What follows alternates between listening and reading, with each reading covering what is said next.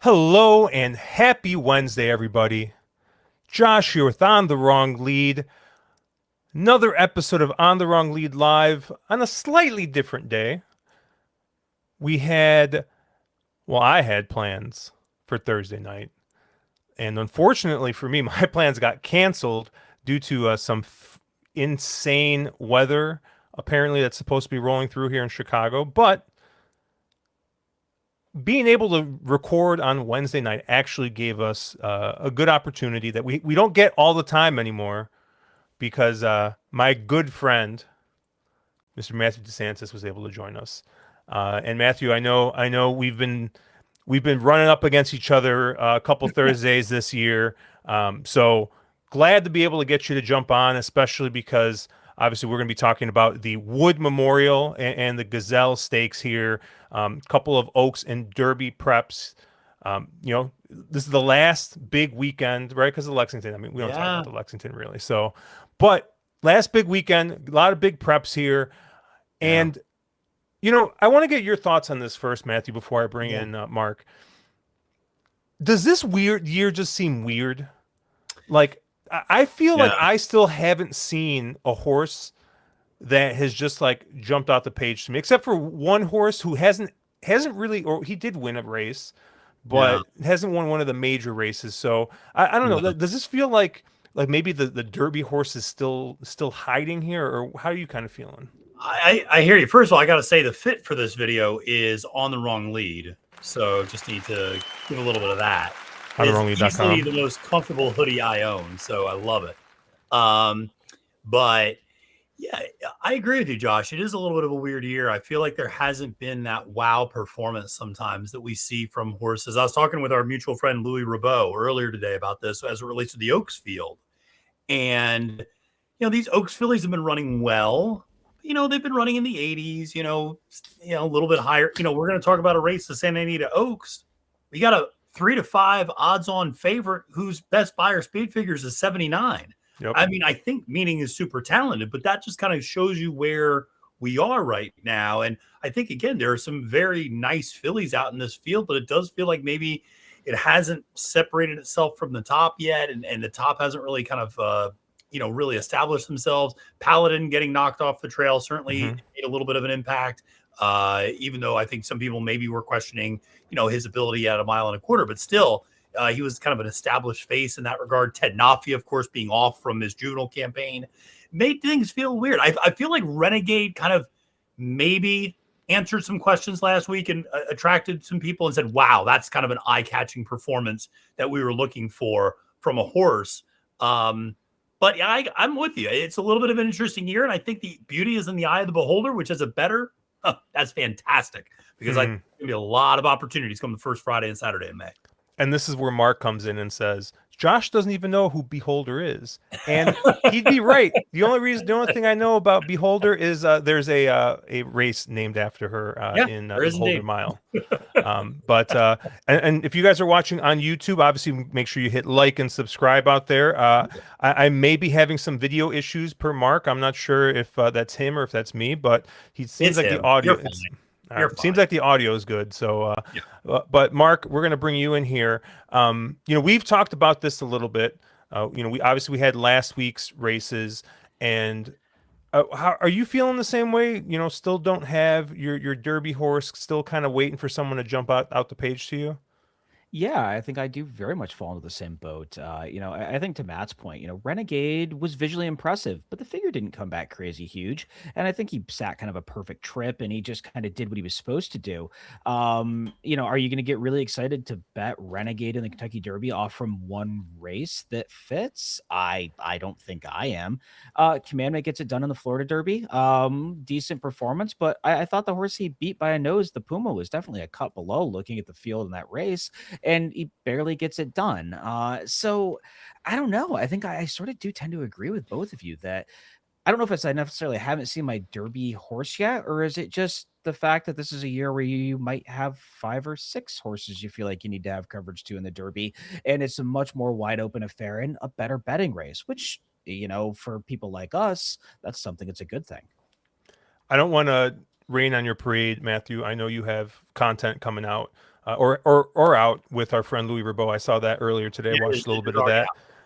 And I actually had a phone conversation with Louis earlier today, and I had mentioned to him, Mark was talking about the Puma being a cut below. I told Louis, I was like, I kind of like the Puma. I know I know he only won the Tampa Bay Derby. I kind of like him, and Louis was like, horse ran back on 3 weeks. You don't see that happen all that often. Horse ran well, and Louis said Mage 2.0. Those are his exact words. I will say, my colleague Kaylie Shapiro is very high on the Puma. Likes that horse a lot, and I agree with what Louis said. You do not see horses run back on 3 weeks rest like that. I think he flatters the form of further ado. Certainly coming out of that Tampa Bay Derby, who we'll talk about today. But now that you give the Delgados 5 weeks to get this horse ready, like they did with Mage, I expect some 6 furlong works, just like they did with Mage, continue to build that foundation. And yeah, it's funny. He had a feel. I mean, it's funny, for as much as I talked about Paladin was Sierra Leone 2.0, suddenly we have a Mage 2.0 up on the scene this year. Very interesting, very similar connections, very similar trajectory in a lot of ways and dynamics. So yeah, the Puma, I thought he ran huge and he asserted himself. Nearly was the pretender out of that group. That top 3. If you want to make a case for any of those top 3, I'm not going to talk you off them. Nearly was the horse that was cut below in that race. Yeah, I guess the argument I was trying to make was, I think going into the race, I thought. You felt like he was coming out of the softer prep, and he was definitely. There were three or so horses in there I was much more interested to bet than that was him. I think coming out of the race, very different conversation. Longer layoff. He does now feel like that sort of Mage 2.0, and he's he moved himself into a horse you have to talk about in the Derby, and on a set of the Florida Derby, maybe he's the horse you want out of that race. And you probably need a little better price on him than I would imagine you'll get out of Commandment just on name recognition. So anyways, interesting. I do want to shout out your employer, NYRA Bets, for making the $50 I lost on nearly only $30 due to the $20 back promo I'll be getting for that week of the Derby. So absolutely, Derby bankroll builder. It can add or just make it a little bit easier. For whichever. Matthew, oh my God, what? I don't know if you know this, but Mark will remember the name of the horse because I'm just bad with horses. Mark, who was the one horse that I was all over at like 22-1 that just missed? It was a West Coast horse that shipped over to. They got beat by the off Lasix Flavian Pratt horse, Chad Brown horse. I have no idea what you're talking about. What race am I thinking? Track are you even My goodness, what am I thinking? What track? I'm just like I can't, dude. I just have such an awful memory for horses, and I can't remember the names, but I remember numbers and colors. So I remember the saddle cloth. I remember it was the one horse. Caleb even told me what a great call on that horse. And he's like, you should have made so much money that weekend. And I was like, yeah. Are you talking about the Sunland Derby horse? The horse that came out of the Sunland Derby? Was it the Sunland Derby horse? Who ran in Louisiana. Who ran second? The one horse who ran second at a huge. Who ran price. second Louisiana Derby? That's what we got to find. Man, this is sort of the B. When we don't have Caleb here, who just like remembers just the nonsense, all the bad beats. He'd be able to right off the top Pavlovian. Oh, you meant this year, Josh? I'm thinking back in like 1990. No, this year. I'm thinking this year because I'm thinking about the NYRA Bets bankroll builder. I'm thinking I had my $50 win bet on Pavlovian. And it was the get out. It would have been the get out of the year for me. Well, no, it would have been the second best get out of the year because Mark knows the get out of the year in that pick 3. But That's fantastic. Dude, it was. How long I mean, before you let that one go? I mean, man, that was a rough one. That was a rough one to watch. It was almost as rough to watch as it was to probably listen to me try and think of the horse's name, Pavlovian, because that was like pulling teeth. That's good podcasting right there for you guys. I will say though, Uncle Sully in chat is bringing the heat with his questions. So Two Phils, man. That's another one. That's another tough one for me, man. Really getting back in the Derby. That's what we need. I was all over Two Phils every which way to Sunday. That was a tough one. But both. you know, that one, and you know, last year we had the Rodriguez scratch where I thought I had the future wager of the century there. But you know, speaking of NYRA and NYRA Bets, we do have to let your coworker and co-host Kaylie Shapiro know that she has now joined the pantheon of female NYRA hosts to big time me. So she's number 2, right? Because nothing's gonna beat getting tacos with David Aragona. Right. But apparently moving apartments. Yes, moving from Manhattan is a time consuming process. So but shout out to Kaylie though. I know. I mean, it was last minute that we reached out to you. So totally understand. But I just thought she'd get a kick out of that. But I'm gonna see if I can get her like a selfie of her eating tacos with David Aragona right now. Maybe, who knows? You know, it might have all been a front, even for me. So. Road Warrior saying, "Long live the curse of Zulu." That was Caleb, though, right? That was Caleb. Was there anything last week that kind of stood out to you guys in any of the races last week? I thought Magnitude's performance in the Dubai World Cup was super impressive. Now, I mean, we're talking 3-year-olds, but I think in that older division, Forever Young looked pretty invincible going into that race. I've been trying to beat Forever Young for longer than I care to admit. And of course, the one race I don't bet against him. He gets beat, but I thought that was a really impressive race by Magnitude. I can see that whole card was softened due to a million of other reasons that we don't need to chat about. But I thought that was a really impressive performance by him, and it makes that older dirt division much more interesting come Breeders' Cup time. Yeah, I agree with that. I mean, I think, that race was so interesting because I felt like it got changed a little bit at the start because Walk of Stars got pinched back and it changed the pace dynamic, I thought, quite a bit. And once you saw Jose up there with Magnitude on the lead, I thought, well, this is going to be pretty tough to kind of run him down. And, Forever Young, he doesn't seem to fight that. There's a reason the Dubai Saudi could double hasn't ever been done before. It's hard to do that over those two tracks over that short period of time. So, that was certainly a big performance. I mentioned Renegade earlier. I thought that was at least a little bit of an interesting performance where at least it gave people a visually impressive effort, I thought, even though the number ultimately came back a little softer than Commandments. Although if you look at time form, it came back a little stronger. So it was hit or miss on that, plus or minus a couple. But I think, there wasn't really a performance that made me say, wow. I thought even Grande's performance was good, but it wasn't, huge in that, that was a horse that I was kind of excited. Like, could he throw his name in that older dirt division with a Magnitude, with a journalism, sovereignty, Baeza, et cetera? Maybe, but it's still, he's going to need to continue to move forward from that Ghost Sapper.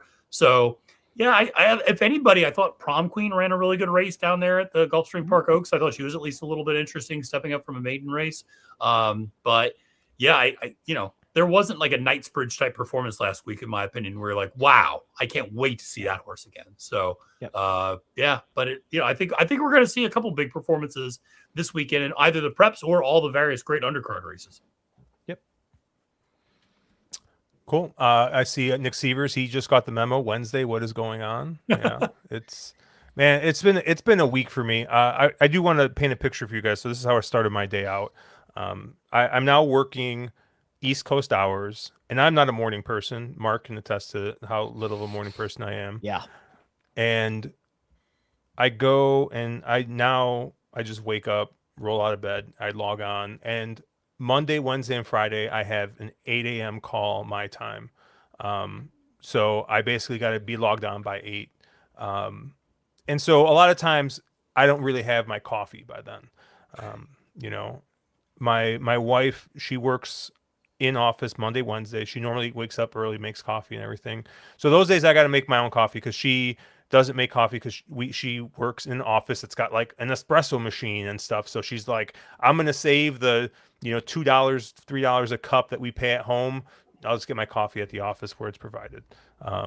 So she goes in Wednesday. I have my meeting. I have like 3 meetings in a row. I desperately need a cup of coffee. I'm dying for it. I'm dying of thirst here for her caffeine.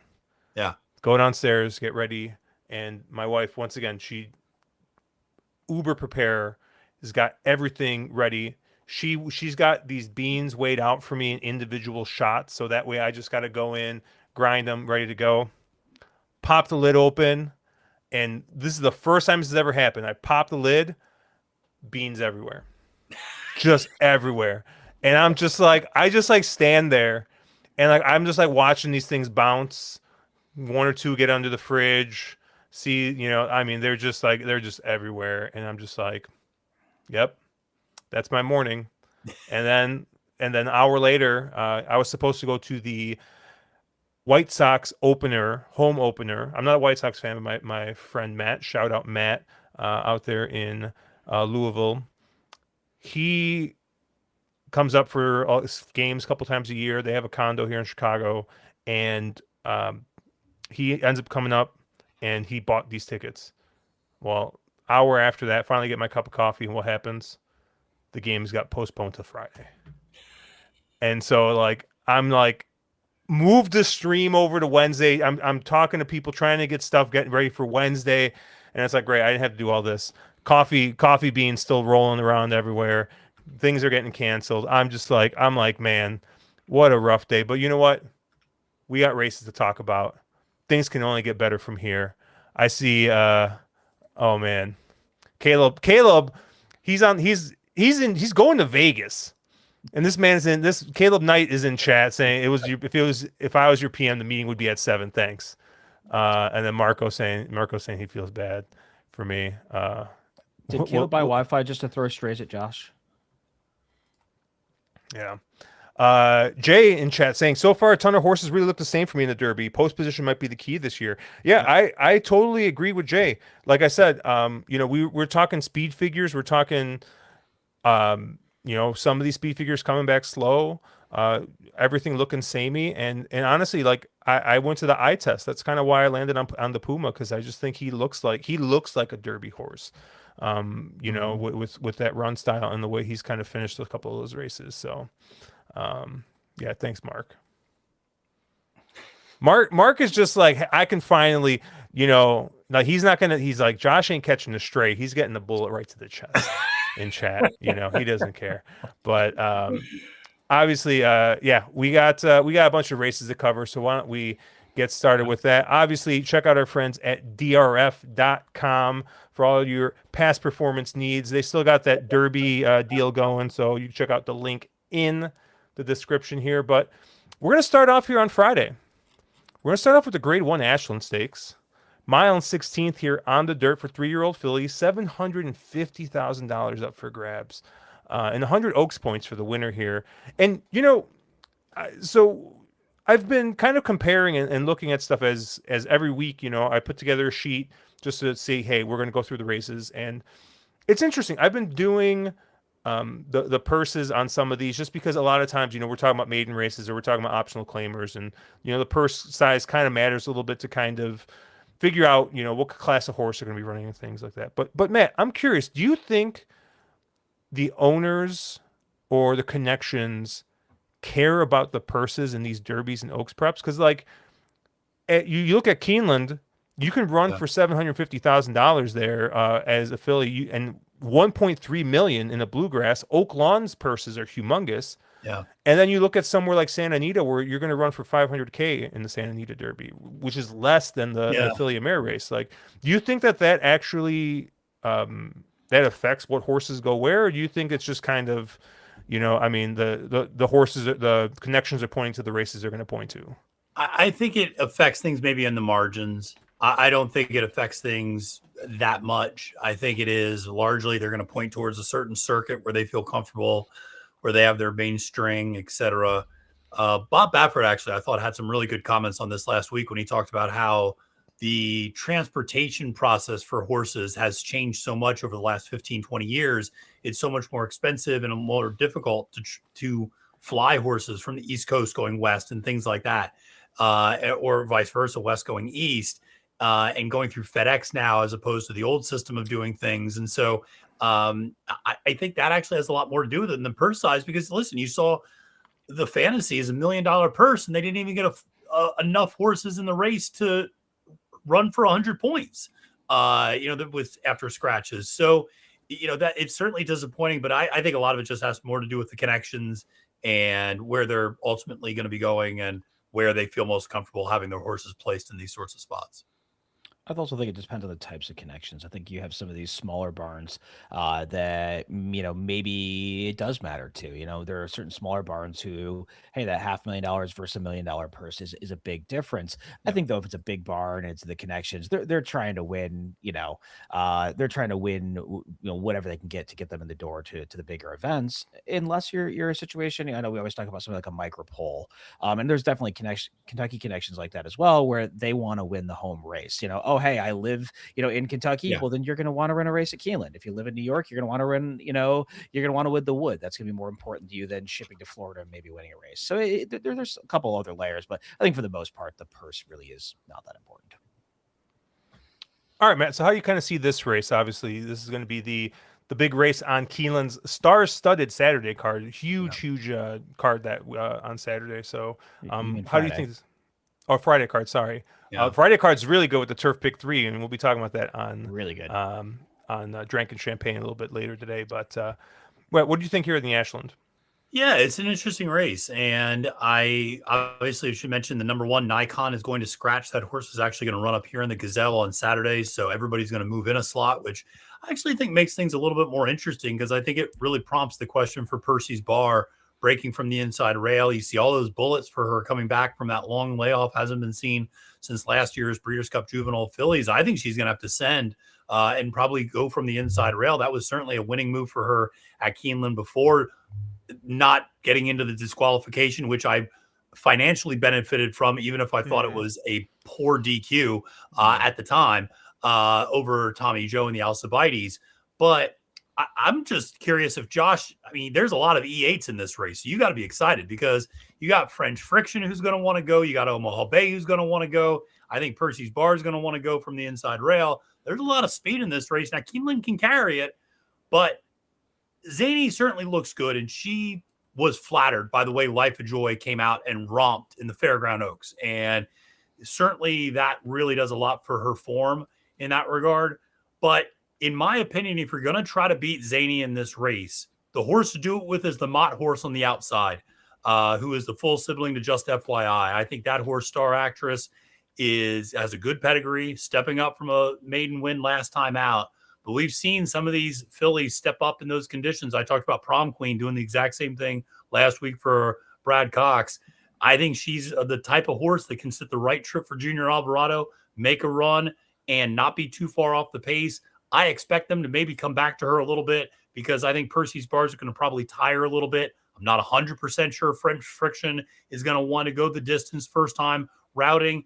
Omaha Bay, same sort of thing. I don't think it wants the distance. And so if you're going to try to beat Zany, I think the 7 is the most interesting horse to do it with. But I think Zany certainly is formidable to try to get around in this spot.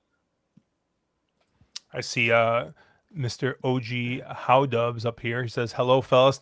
Happy Thirsty Thunders, even though it's Wednesday.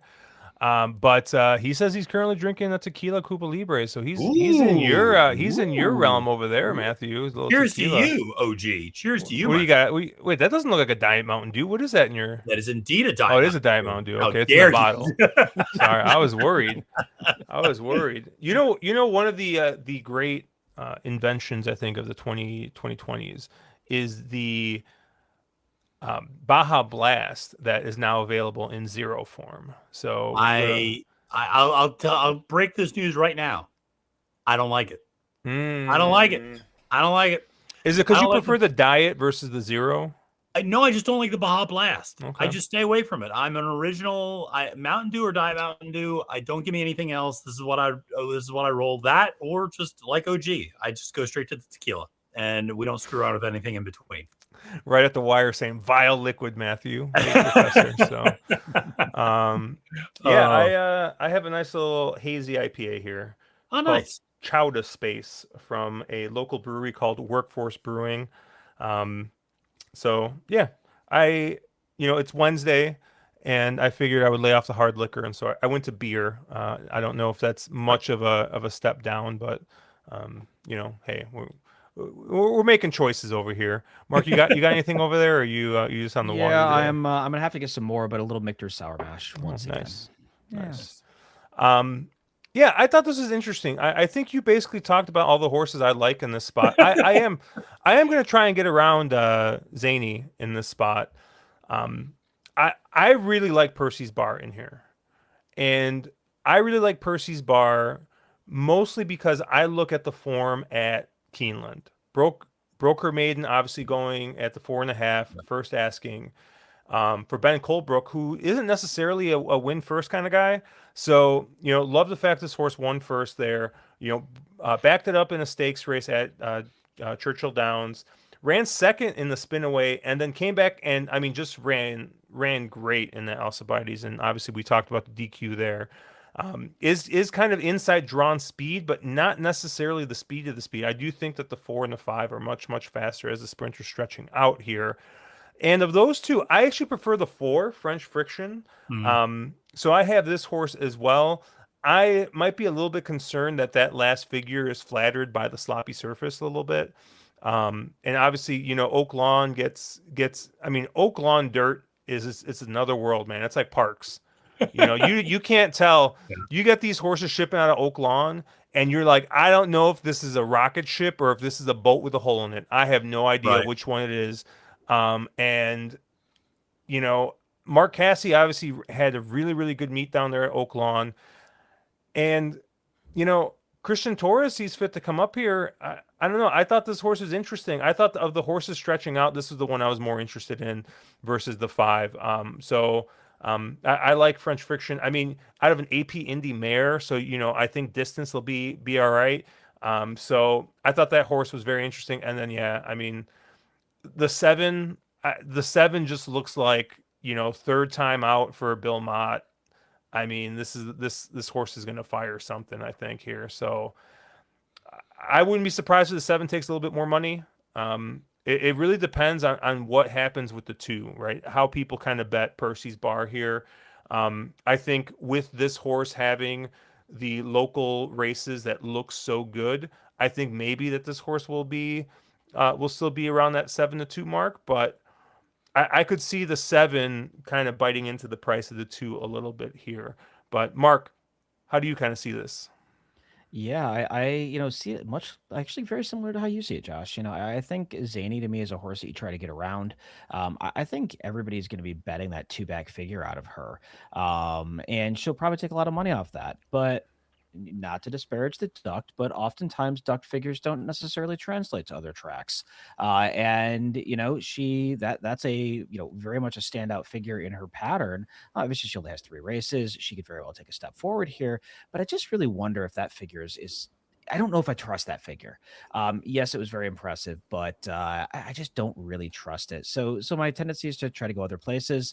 I think Josh kind of landed on the horse I'm most interested in. And that's Percy's Bar. Breeders' Cup Juvenile Filly. She had a brutal trip. She got absolutely body slammed at the 3/16. I think that took quite a lot out of her. And then the Alcibiades. That was a terrible DQ. And I think we've already talked it to death, but absolutely a real poor DQ. So, I think she's the kind of horse that there's a couple little asterisks there, and her form would definitely jump off the page a little more than it does. I think if you get around that 7-2 price, she's very, very interesting here. A horse that we haven't seen her since last fall. She has every right to take a step forward here. Ben Colebrook is decent enough off these types of layoffs, and he didn't seem like he saw that she needed a prep. So they were clearly pointing towards this spot. And I tend to think that she to me, I think is the most interesting horse. And again, with some of these horses, she's not a speedball. She does not need the lead. She has, multiple times come from off the pace. So I don't think she has to go here. Could they go? Sure. Maybe they do, and maybe they do go. And I wouldn't hate her on the front end, but I also think she could let some of the outside speed, something like the 4 go and kind of just hit a nice stalking trip just off. So I think to me she's the most interesting horse here. And then I do agree. I think French Friction is a little interesting if speed is carrying, and I do think Star Actress on the outside, again, another interesting horse. These mount horses just get better the more they run. So I think there's some ways to go and get around the chalk in this race. So if anybody was looking for a price on any of those 3 horses, consider it gone. And when Mark and I agree, like, it just means it's got to be just the most obvious thing, because you got the E8 lover over here that's just like bet big, pace fig, and then you got Mr. Mark who says big fig go burr, and if we both just like are knocking heads, like it's just going to be. I mean, I don't know. I think one thing I was going to mention about to a point that Mark brought up about Ben Colebrook, over the last 5 years, Colebrook's actually 33% winning off a 120 to 180 day layoff. Percy's Bar coming in off of 154 days. So right smack dab in the middle of that pretty much. And certainly the way she's working, clearly this filly likes Keeneland. I mean, that's pretty obvious. That work tab is nuts. My only concern is, and you guys know this, there's a big difference between firing bullets in the morning and running 2 turns in the afternoon. And I worry about that. Now she's got the short stretch at Keeneland, which will help, I think, but I still worry about that condition coming off. But she checks a lot of boxes if you're looking to try to beat Zany in this spot. Anything else on this race? Nope. And if you're ever worried that you might not know if it's the normal, like the regular finish line, or if it's a short stretch, do not worry.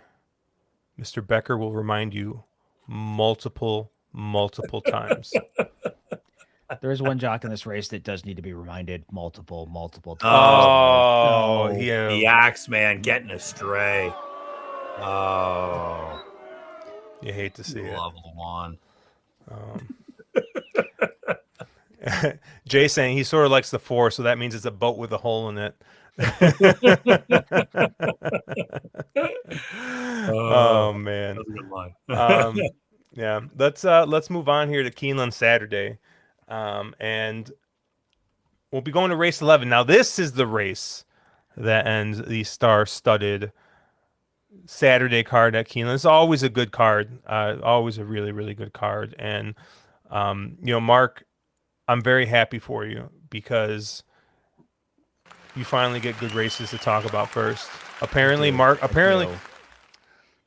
I've been accused of cherry picking races when I've literally put the same order. Just I'm literally copying and pasting this, and I'm just putting in the new races. And Mark is just like, why do I always get the bad races? And I'm like, Mark, I don't know. Apparently, the bad races in the sequence are always the second one. That's just what happens. They're the second in like the 5th. I don't know.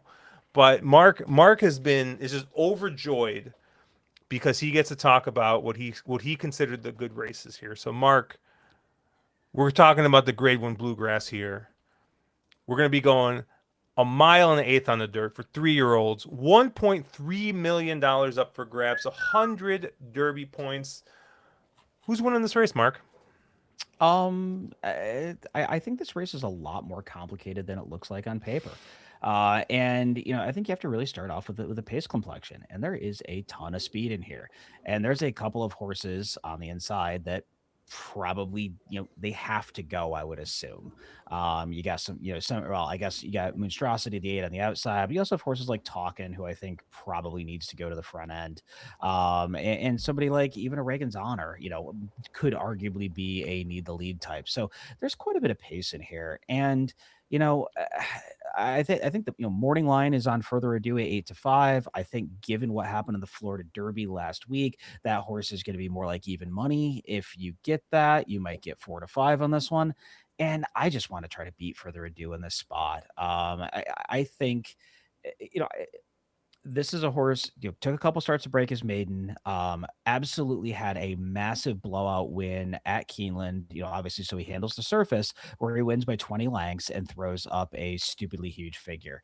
And then he was bet like a sure thing in the Jockey Club Gold Cup. He pretty much seemed to be. And then he comes off the layoff, and he was sort of supposed to win the Tampa Bay Derby, and he couldn't quite get it done. I can't imagine this path was the plan to run him at Tampa and then run him back at Keeneland. I mean, obviously it's a month break, but Brad Cox is pretty notorious for doing longer breaks, so I would imagine this had to be Plan B. I don't know, maybe he takes a step forward here and shows up, but I kind of wonder with him, at least of what I've seen of him so far, we see these with these Brad Cox horses who sometimes they're very, they throw a big fig when they're a 2-year-old and they just never really take that next step forward. And I think he's going to be bet like a sure thing in here. And I just really want to go other places in here. So the two horses that I was interested in, I did mention Reagan's Honor. Sherry is very, very, very high on this horse. I think that they have the speed to go to the front end with this one, or I don't know, maybe they do try a new tactic and see if they can get him to settle a little bit off the pace. He's probably unless Class President really goes, he's probably your inside draw on speed. They can probably go, or they can sit a stalking trip, but I think he's a horse that's at least trending in the right direction. He's improved every start of his career. And I think, Jose doesn't have his Derby mount yet. I think this is the horse that he was planning on making the Derby gate with. So I think Reagan's Honor is really interesting. And the other horse I was really interested in was the aforementioned Class President, the 2-horse. A horse that it seems to have gotten quite a bit better after they have started to sort of stretch him out. Another one that seems to be trending in the right direction, has every right to take another step forward. And I think my guess in here is, it's not that I hate Further Ado, but I think it's the fact that he's just going to take a lot of money given what happened last weekend, and I want to go other places to try to get around him. I have a couple prices in here I like, but I'd be interested to see where either of you two landed and kind of how you saw this race before I go there. This is really bad, Matthew. I think Mark and I are on the same horses again. Oh man, really? I love it. I really think that Class President is probably my top pick in this race. I was talking with our friend Louis Rabot earlier, and he said another great line. A man is full of great lines. Yes. He said, Johnny V on a horse in a big race at 7-2. What are we doing? What are we doing? I mean, I think this looks like the best horse in this race. I mean, you look at Further Ado. I agree with Mark, right? The Keeneland figure on time form is even marked as probably an outlier. They had to, obviously, a 20 length win, always hard to make a figure for that type of victory. Yeah. And then you just see a regression in that Kentucky jockey club there, and ends up winning, but regresses about 10 points on time form, and then comes back and, I mean, runs well off the layoff, but runs second in a race I think he should have won.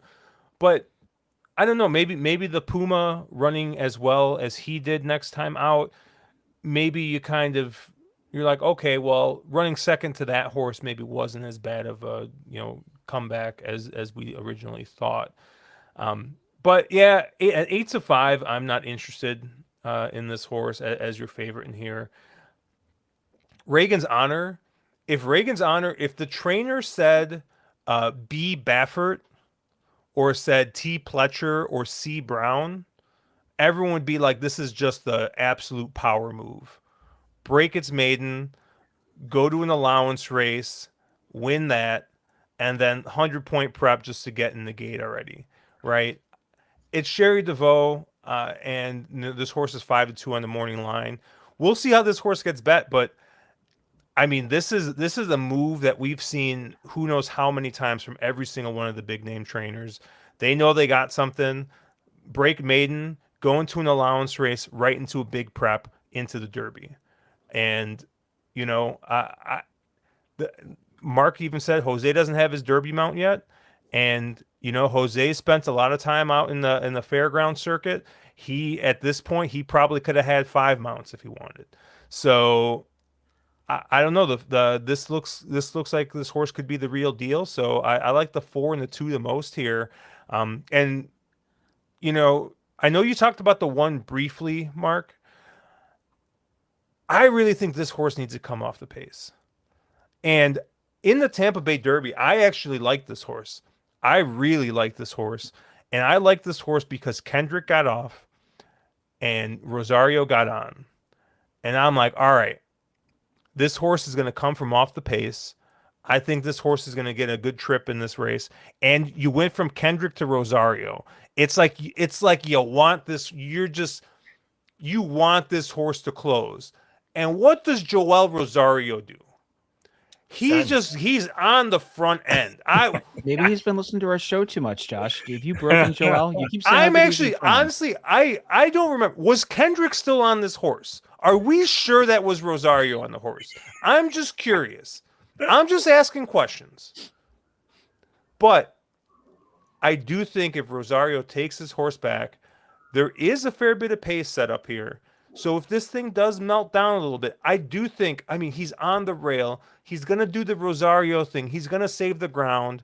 And, we've seen Rosario do this number of times when you're like, this horse is just like, what? Just take these horses from the clouds and just close in and win. And I don't know what he was doing last time. And, I feel like I say this all the time now at this point. I have no clue. But I think if this horse decides to take off the pace and try and close in, I do think that this horse is good enough. This horse has shown something back in his 2-year-old season. And if he just takes a step forward from those 2-year-old figures, he's right there with the rest of this group. And you're getting 10-1. So, fool me once, Rosario, shame on me. Fool me twice, shame on me. Fool me 3 times. Still shame on me, but I'm still going to have this horse on tickets. So, but Matthew, where'd you land here? Well, you're going to be in good company with talking because we have an episode coming out tomorrow on NYRA Bets where Kaylie Shapiro talks to the Hall of Famer Nick Zito. Remember, Danny Gargan used to be a Nick Zito assistant. Nick is very high on talking as well in this race. He thinks this horse is potentially sitting on a pretty nice effort. But yeah, this is an interesting race. I agree with you guys in terms of wanting to beat Further Ado in this spot. It's a horse that I feel like everybody wanted to anoint and like kind of rush to anoint in a weird way. And they're like, oh, it's always been Further Ado. That's always been the horse. And I feel like Denny Green standing at the stand after the Bears, Cardinals game on Monday Night Football years ago. They are who we thought they were. Further Ado kind of is what we thought he is, which is like an 85 buyer speed figure horse. He ran one huge figure, which nobody could make heads or tails of because he won by 20 lengths. And I don't care if it was a Keeneland or Parks, that number was going to be wrong. So that's reality. So I'm a little out on him. And also, I'm a little bitter because I've lost enough money betting Brad Cox horses on the Derby Trail this year. So there's that too. And I don't like him in this spot. Reagan's Honor, here's my concern. Cherie DeVoe, over the last 5 years, switching off Lasix and dirt-graded stakes races, 2 for 23. Yikes. All right. This is not exactly the spot I want Cherie in for this horse. Listen, plenty of pedigree, huge pedigree. Should not be a problem with the distance, but don't like it. Out of the 3, I think I like Class President the most, but I'll be honest, that horse should have lost the Rebel if Silent Tactic didn't flatten out and hang there like a chandelier in the stretch in the Rebel. At the top, and to be clear, I picked Class President to win that day. Halfway through the stretch, I thought, well, close but no cigar. I thought I was beat. And then the horse just, credit to him. He dug in and he fought. But I was not that overwhelmed by that Rebel performance for him. I'm going to go to a price. I love the number 9, Otino. That's where I'm going for Chad Brown, Flavian Pratt, 20-1. Get the hell out of here. That's fantastic. Okay. I got to say, I got to always bet gun runner. Now, you might say Further Adu's a gun runner. Nah, screw that. I'll go to the half sibling gun runner. That's where I'm going to go. All right. Otinho, the number 9. Blinkers coming on for Chad. I love this horse. And I listened to Chad talk about this one a little bit. This horse missed works leading up to that last race.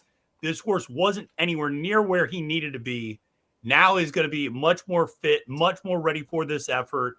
I think this horse shows enough speed to put himself in a position early, sits a little bit more of a tracking trip rather than being all the way in the back. You don't want to be closing necessarily at a track like Keeneland. So you want to be coming more mid-pack. I think he can get that sort of a trip, and I think he runs him down. I think the pedigree finally kind of plays out here in a big way at a big price on 20-1. I don't think you'll get that price just because of the connections, but that was the crazy idea I landed on because I didn't like any of the top 3 horses, really. I was laughing because as soon as you started talking about Otinho, right before that, our friend Road Warrior puts in, despite the Paladin scratch, the original wood post and the bias in the withers, I don't quite get what the hell Chad is doing with Otinho. But he says he doesn't think anybody in here's anything great. Yeah, that's my concern. I don't think anybody is anything great in here either. Yeah, I thought, like I said, I thought this was a pretty interesting race. I didn't like the 6. I think you guys have all kind of talked to death all the points why I'm against the 6. But Mark, I know you said there's a couple of prices you liked. So who was the price that you liked in here? I did, and shocking no one. I literally was like, I like a price, and I'm like, Road Warriors in chat. I have a horrible feeling that we are sitting on the same price, and we of course are, and that's Great White, the 3. That's Nick Sievers, not Road Warrior. That's on it with you. Sorry, Nick Sievers. I'm apologies. Rock Hard 10 2.0. By the way, this horse is massive. This is a huge horse. Oh, really? Is he a unit? Okay, cool. 17.2 hands. This is a huge horse. That's a monster. That's huge. Okay. So, I mean, I look at the pedigree and I see Volatile on the top. I see Uncle Mo on the bottom. To me, that's dirt and dirt. And they've run this horse 3 times in synthetic. He's run fine. Seems to be kind of trending in the right way. But, if I look at that pedigree, I think going 2 turns on dirt is what really screams. And I really wonder if they finally get him on the right surface, doesn't take a major step forward here. You're going to get your price. You can get 2 turns. And it just seems like that kind of, if you needed a sneaky wise guy horse, he would make a lot of sense in this spot. And I also think, I had mentioned there's quite a bit of pace in here. He might be the horse that can sit sit just off that pace, sit 3, 4, 5 lengths back, watch what's going on. And if they go a little stupid on the front end, he can pick up the pieces late. So he's a very interesting type in this sort of a spot. I think you get every bit of that 15-1. And he's that type of, maybe he's more of and I guess that's maybe why Nick and I both land on the same horse, maybe more of a tournament type play, but he's very much a very usable horse for me in here. And I think Nick sort of made a comment about picking up the pieces and maybe, kind of clunks up. I think he could clunk up and end up in the winner's circle, honestly, because we've seen, that whole sort of synth pop type of thing. And also, I think it just maybe gets on the right surface finally. So, well, like John Ennis basically runs at Indiana and he runs in Kentucky. Oh, I know. Yeah. That's it. Yep. So I think, like, to Mark's point, right? If you're in Kentucky, you're running that Turfway. Right. And I do think with Belmont opening, I think it's going to be interesting to see what happens with these horses in the winter and how these horses kind of prep and how, having that synthetic surface now in another major, major jurisdiction, we'll say, right, in New York, how that's going to affect some of these pedigrees, how it's going to affect some of these horses that run, Woodbine horses, if they feel like we're going to ship, probably easier to ship to New York than it is to ship all the way down to Turfway.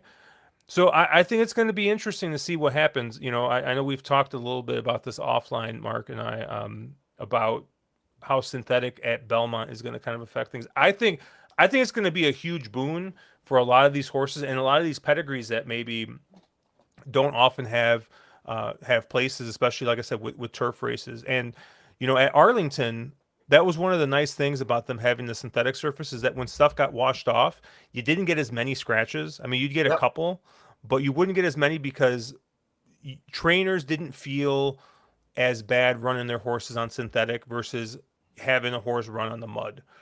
So we'll see. We'll see how that kind of goes. But to Mark's point, right? This is a horse that you see a pretty dirt heavy pedigree that's been running on synthetic. Let's see what happens when this horse runs on dirt. This horse might just wake up. I agree. I mean, I see Nick making the comment about the dirty little pig boy angle that Chase always likes to talk about, going synth to dirt. And yeah, listen, I mean, the synth to dirt angle at Churchill is always well known. The synth to dirt angle at Keeneland is a little bit more, I think, it's funny. We're talking about Louis Rabot a lot today, but Louis and I were talking about this, and he said, it's a little hit or miss. Some years it's really strong. Other years, maybe it's not quite as strong. Sometimes it has a lot to do with just kind of the conditions that were being run at Turfway. In terms of the temperature, that tends to affect the Tapeta and the all-weather surface there a little bit more than rain. So it's interesting dynamics. But yeah, Great White, I think, is I did take a long look at this one too. Super interesting horse, Mark. So I'm glad you talked about this one at a price, because I think this horse is definitely live and very interesting at 15-1, and it'll probably be 15-1 at post time. Yep. I'm actually very curious, and Matt, I know you're gonna help me solve this, and our other friend Matt. Mr. Matt Carlson, who I do the Shot In podcast with, real big stats guy.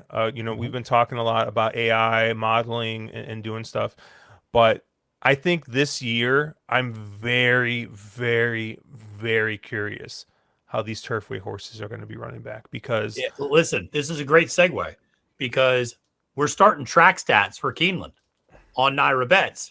I'm adding this to my spreadsheet. How Turfway runners do in every single race. You guys got it. It's weird. Turfway this year, anybody who's played Turfway, watched a lot of Turfway. I know Nick Sievers in chat. If there's a Turfway tournament on another ADW that's not to be named, he was in it. He was in it. And, I played a ton of Turfway, and, it just seemed very speed favoring at times. And people caught on to it real quick, because you just looked and you're like, all right, which horse do I like? Okay, cool. The horse is 8-1 in the book. Yep, he's 2-1 in a 12-horse field. So yeah, I really feel like I'm curious to see how these horses run back. I'm curious how much the bias that there seemed to be at Turfway affected some of these horses. And yeah, it's going to be really interesting. And yeah, I agree with Louis. It always used to seem that if it was warmer, it was a very, very fast track. Yes. And it was a pretty warm winter, I felt like, this year in Kentucky. So I think that attributed a lot to the speed bias. But we got a lot of comments to get through here. So why don't we start getting through here a little bit? Jay, he's talking about Further Adu's race at Churchill Downs, the mile and 16th, and he said that was the best mile and 16th for that whole winter meet, that 82 that came back on the buyer. So yeah, he must really like the way that race looked.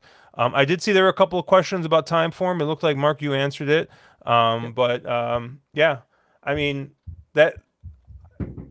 that's basically what I use, 80% of the time. I start to incorporate a little bit more DRF into my handicapping. I use a little bit of optics, obviously, for stuff like pace, like modeling out pace and looking at pace scenarios and stuff like that.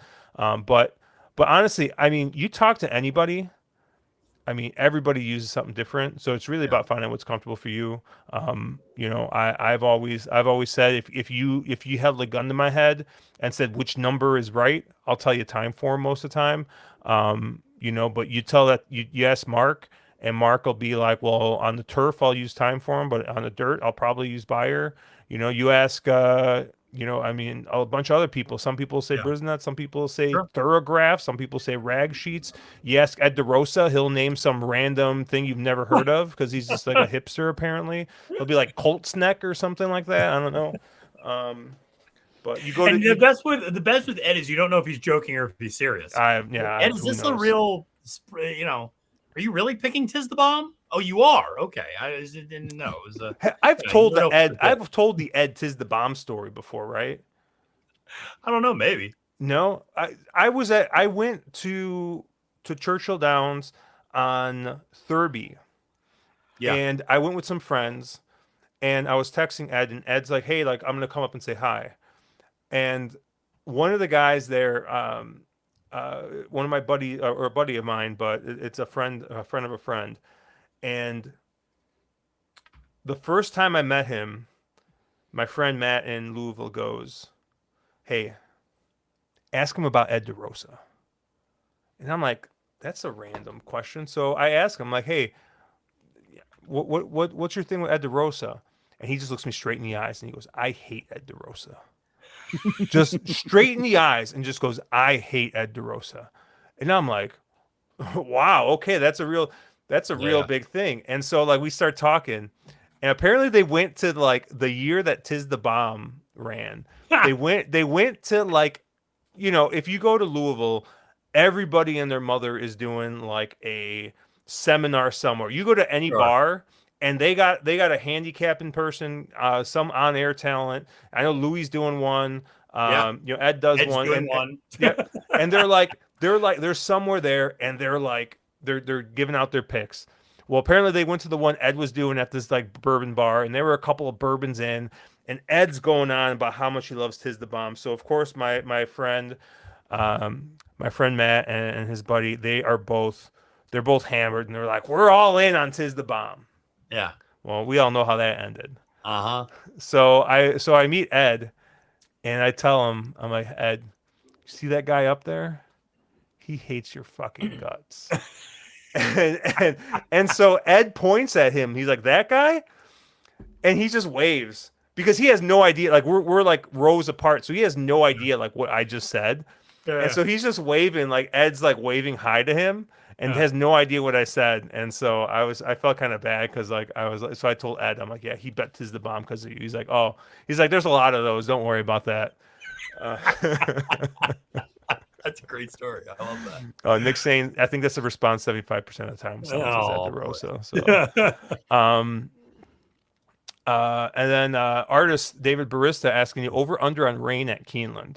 I haven't seen the weather, but I know somebody who is an expert on the weather happens to be on our show right now, and that's Mr. Matthew DeSantis. So what's the weather looking like in Keeneland? Yeah, listen, I think you're going to see scattered thunderstorms on Friday, but I think very, very small chance of precipitation. I would expect a fast and firm surface that day. And on Saturday, there are going to be storms increasing throughout the day. I do expect it to be some moisture in the track by the time they go off in the bluegrass. Whether it's a sloppy track, I'm not 100% sure about, but there's definitely going to be a little bit of moisture, I think, on Saturday. There we go.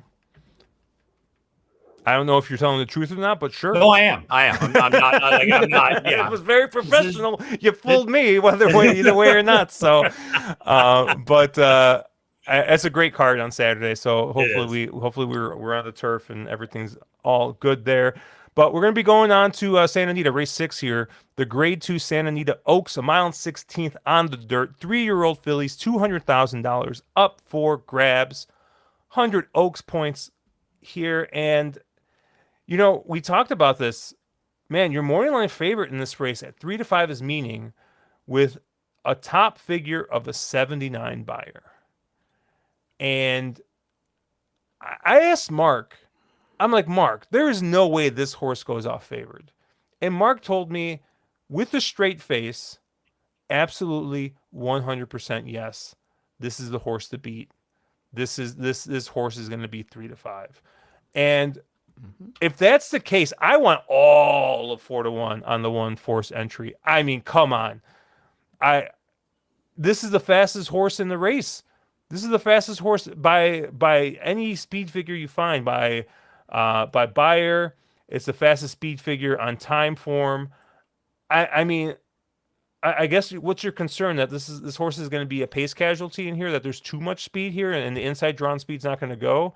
I mean, you got Mike Smith aboard, and I know Mark has his thoughts about Mr. Smith, but I mean, this is a big time jock still, right? I mean, he still comes out. I mean, I love Turf Mike Smith, specifically when he's on Cabo Spirit in Santa Anita.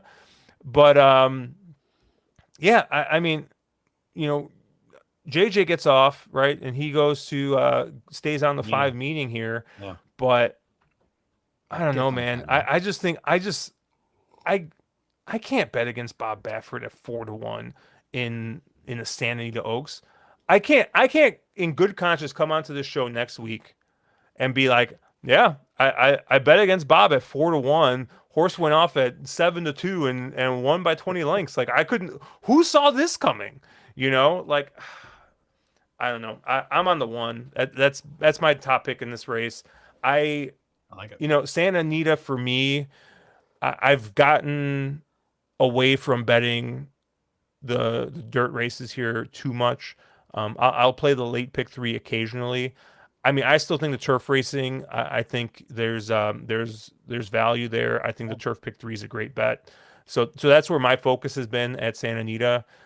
So I don't know how much money is going to be going through this race for me personally, but I will say if this horse is anywhere near that price, I mean that's win bet territory for me. I honestly, I think, I mean, I'd almost take like 2-1, 5-2 on this horse. I feel that strongly. That I think this is the best horse in this race. But Matt, where did you kind of land here? Yeah, it's so interesting because I Meaning is a horse. I remember being out at Del Mar for the Breeders' Cup this year or last year, and I was in that walkthrough area. You know where where the horses walk through from the paddock into the track, and there's that kind of tunnel, through the little tunnel, open air tunnel that people can kind of stand by. And Kaylie and I were standing there getting the walkover for the juvenile fillies, and she was real excited about Tommy Joe, and we were looking at some of these horses, and Meaning walked by, and she just looked back at me and said, "Did you see that?" And it was like one of those where it's like that horse just passes the eye test of like, holy crap, that horse is physically impressive. But I can't swallow 3-5 on this horse at all. I love her, and she's been on the top of my Oaks list most all this entire campaign. I think she's incredibly talented. But Josh, I'm going to do you one better. You can't pass up Bob Baffert at 4-1. I can't pass Bob Baffert up at 5-1. Give me the number 3 French Blue, 5-1, coming out of a race where I think she was forced to go to the front. Florent Giroux stays aboard. All right. He's not strangling, or maybe he is. We don't know what the French Strangler's doing. So we'll see. But blinkers are coming off. That's a plus move for Bob. And here's the thing, and I'm glad I watched this literally about 5 minutes before I joined the stream. Watch the last workout that this one did leading up to this race on XBTV. She buried forced entry. I mean, it was embarrassing. Absolutely buried her. I think she is primed for a huge race. And Josh, I like forced entry quite a bit too in here. I think she's going to run really well. But I'm all over the number 3 French Blue as my top selection as a way to try to beat Meaning in the spot. So, Mark, tell us why Meaning is going to win at 3-5. Before Mark starts talking, I just want everyone to know, I have like hobbyist studio level gear, right? So I have a nice microphone, right? I've pretty expensive headphones. So I'm not sure, like I've seen people send me pictures of them in their backyard, like in the pool, watching On the Wrong Lead on a television, right? So I don't know how people are watching us right now. But if you don't have headphones on, you could have missed this. If you're listening to this on podcast form or audio only, maybe you didn't see this. But when I heard the word Florent Giroux, I heard and then saw Mark just sink back into his chair like he just like got a flat tire or something. Like someone like he was like on one of those like bouncy chairs, like he's sitting on one of those like whatever the balls that people were sitting on for all the time, and like someone just like poked a hole in it, and he's just like deflating backwards. Like, so Mark, I'm guessing you don't like the 3. I realize we were at the house that Bob built, but I will have no part of either of these Bafferts here. I mean, Juan gets off forced entry. That clearly is the better of the two Baffert entries in this spot. And you know, if this was the best horse in the race, Juan would be on the one forced entry. And I have had a very, very, very good Santa Anita winter meet. And one of the keys to my Santa Anita winter meet and having a very good, very profitable meet is that I have just crossed Florent Giroux off on every single horse he rides because he has been a absolute dumpster fire. He's been a takeout reducer. He's been a jockey that At 14%. consistent at 14%. He is, and he's riding 3 to 5s right and left. He has consistently underperformed, and that's what he does. And this is another horse. If this horse was the real deal, Juan would be on this horse. Now, there are other ways you can go in this race. I'm going to land on Meaning. I think Meaning is much the horse to beat here. There are a number of excuses in that Breeders' Cup Juvenile Filly for this one. Yeah. Had a pretty darn rough trip. And I think if you look at the other two efforts, they're absolutely monsters. And if you look at the pace dynamics of this race, there's a ton of pace. This is the one horse I know that can sit off a hot pace and close into it. Juan is here for a reason. You're going to get 3 to 5, but I think Meaning is just much the horse to be in this spot. And I think, Meaning probably deserves to be 3 to 5. If you're going to give me even money, I'll take it. But I think she's very, very, very talented. And she has the local prep. We know she handles the surface. This should be the right distance. All the things are here. She's also trending in the right direction. Every single race she's gotten a little bit faster. I will say, though, there is one price in here that intrigues me a little bit, and I am shocked that Josh has not mentioned and that's the 4-horse Hyper Gamey for Doug O'Neill. And it's predominantly to do with the fact that if you've been paying attention to Santa Anita, Jaramillo has been winning everything that's not been tied down. And he's especially been doing that for Doug O'Neill. The two of them are 30% together with a $2.96 ROI. If you close your eyes and blind bet Jaramillo up on Doug O'Neill, you've done very, very, very well. And they have had some big ticket, big number winners. This is a horse that's primarily been campaigned on turf, American Fair on the top, and Adios Charlie Dam on the bottom end. To me, that says that turf probably isn't the right surface. I think this is one that was a fairly okay, and they kind of didn't know what to do with. And they're finally now putting this one over onto dirt. I am extremely interested to see. There you go. Dirt routes, 18%. I am very, very interested to see what happens with Hyper Gamey here. I really wonder if this is another situation that we talked about earlier where this horse has just been campaigned on the right surface. Is she good enough to beat Meaning? I don't necessarily know. But she was a horse that I wouldn't let leave out of, your trifectas here, and wouldn't honestly be a huge shock to me at a stupid price, given how well these connections have been doing all winter long.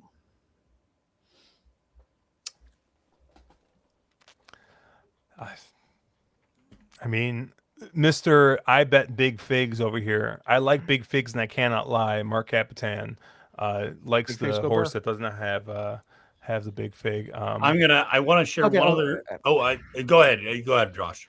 Well, I was going to say Uncle Sully's got a good story here. He said rain on Bluegrass Day, shocking. He went last year, race was rained out, and his daughter who was with him informs me she needs a prom dress, and so $700 later we left Lexington with a dress. We are spending $700 on prom dresses, and unfortunately Uncle Sully, I do realize he does occasionally tail some of our picks, so that $700 dress probably cost him closer to $1,400. Unfortunate for him, but Matt, what were you gonna say here? I was just going to add one other stat about French Blue, just because I had forgot to mention this initially. Because I was interested. I looked it up, and I was looking at Baffert horses that ran route for the second time, which is what French Blue is doing. Over the last 5 years, second time routing on dirt in graded stakes races for fillies. You might think it's a small sample size. It's actually not like a super small. 13 for 23, 57%. the house that Bob built. And you're giving me the blinkers off angle too. I'm just saying there's something. Now, listen, if anybody can screw it up, it's Flo. But I'm just giving you some reasons why the horse might be good. I can't wait for this horse to go into the first corner last. Oh, God. David Briss I'm is saying texting Mark. I'm like, you son of a. David Briss is saying, dang, Unk. And don't worry, that dress in Decatur, Illinois is probably only $70. That's just that's probably the Kentucky markup over there. So have you ever seen the movie Little Big League? Yeah, years ago. Yeah. So there's this like part where the announcer is like reading. He's like, "Oh, well, here's a stat," and it was like something like he's 2 for 7 when batting third on Tuesday in April. Like, isn't that a funny thing? I thought you were gonna come out with a stat like that where like Florent Giroux is like 5 for 6 when riding a horse with the name French. Like with French in there or something like that, and like I don't know. I mean, him riding French Blue just does make the French Strangler line just so good, though, right? Like it does. I mean, Chase is going to be beside himself watching this race. Oh, yes, man. Saturday. Yeah. All right, let's move on to the Santa Anita Derby here, race 10 on this card. And, for what's nice for us, Mark, is it's going to be a nice little palate cleanser in between our first and second leg of the Turf Pick 3, which I know we'll both be playing. And this is going to be 1.1 miles on the dirt for 3-year-olds, $500,000 up for grabs, another 100 Derby points, assuming we get the full field of 7 in here. But Mark, where did you land here? Yeah, I think, of the races that have some Bafferts in them, this is the one that I think the Baffert is the more interesting play. And that's Patente. I think it's Patente. I haven't actually heard somebody tell me appropriately how to say. It doesn't have. Is it Potente? It is. It doesn't have an Oscarade over it, so I was trying to make it more French than it was. I didn't know. So Patente, the 2 horse in here, has done everything great so far in his career. They paid $2.4 million here for him. Clearly, there were some expectations. The pedigree just absolutely screams top and bottom that this is what he wants to be doing. And Juan stays fit or stays on board this one when he clearly had some options. This is a horse that I think is trending in the right direction. I think is probably, as of now, Bob's most interesting Derby horse. Obviously, he has to show up on Saturday and get it done. But this is a horse that he wired his debut, and then he came from off the pace last out. So he's versatile, he's tactical, and he's also your late pace player in this race. So I really haven't seen the chink in his armor yet. And I think this race can sort of set up anyway. Juan could go to the front. I think Juan could kind of sit off the pace and stalk with him. I think he's just a really, really interesting player in the spot. And the other horse that I thought was at least a bit interesting in here is the 4-horse Robusta for Doug O'Neill. This is another horse that, again, is a horse that's been trending in the right direction. And if you believe that last out figure, he's just as fast as Patente. So, but again, doesn't have the wins. Probably it felt a little bit maybe green in that San Felipe. Is still kind of trying to figure out the racing thing. But I've mentioned the connections with Jaramillo up for O'Neill. Again, you're getting them here. And I thought he was also a very, very interesting player on the wind end of things. So I am 2-4 in here, and I don't really think I need anybody else. Matt, where'd you land here? Yeah, it's an interesting race. I tend to agree with kind of the way Mark set this up. I do prefer Patente over Cherokee Nation, certainly of the 2 Baffert runners. And even if their prices were the same, which is they're very close on the morning line, I give me Patente all day. I think there's better pedigree there. I have less questions. Obviously, the horse has already successfully switched off Lasix. And so there's a lot to like. His versatility is outstanding. And like you said, Juan stays aboard. The bullet workout leading in. All these are indicators that this horse is ready to roll and run a really big race.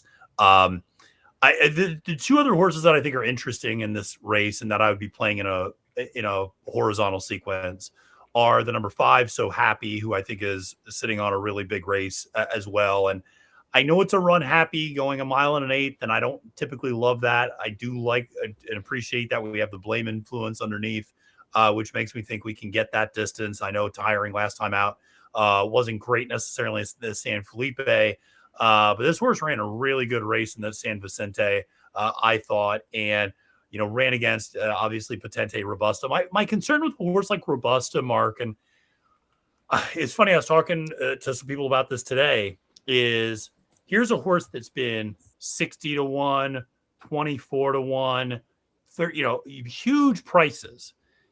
The horse runs big, first time blinkers added. So maybe that was the big deal. And by the way, we should say that was the same move Doug O'Neill pulled with Pavlovian too.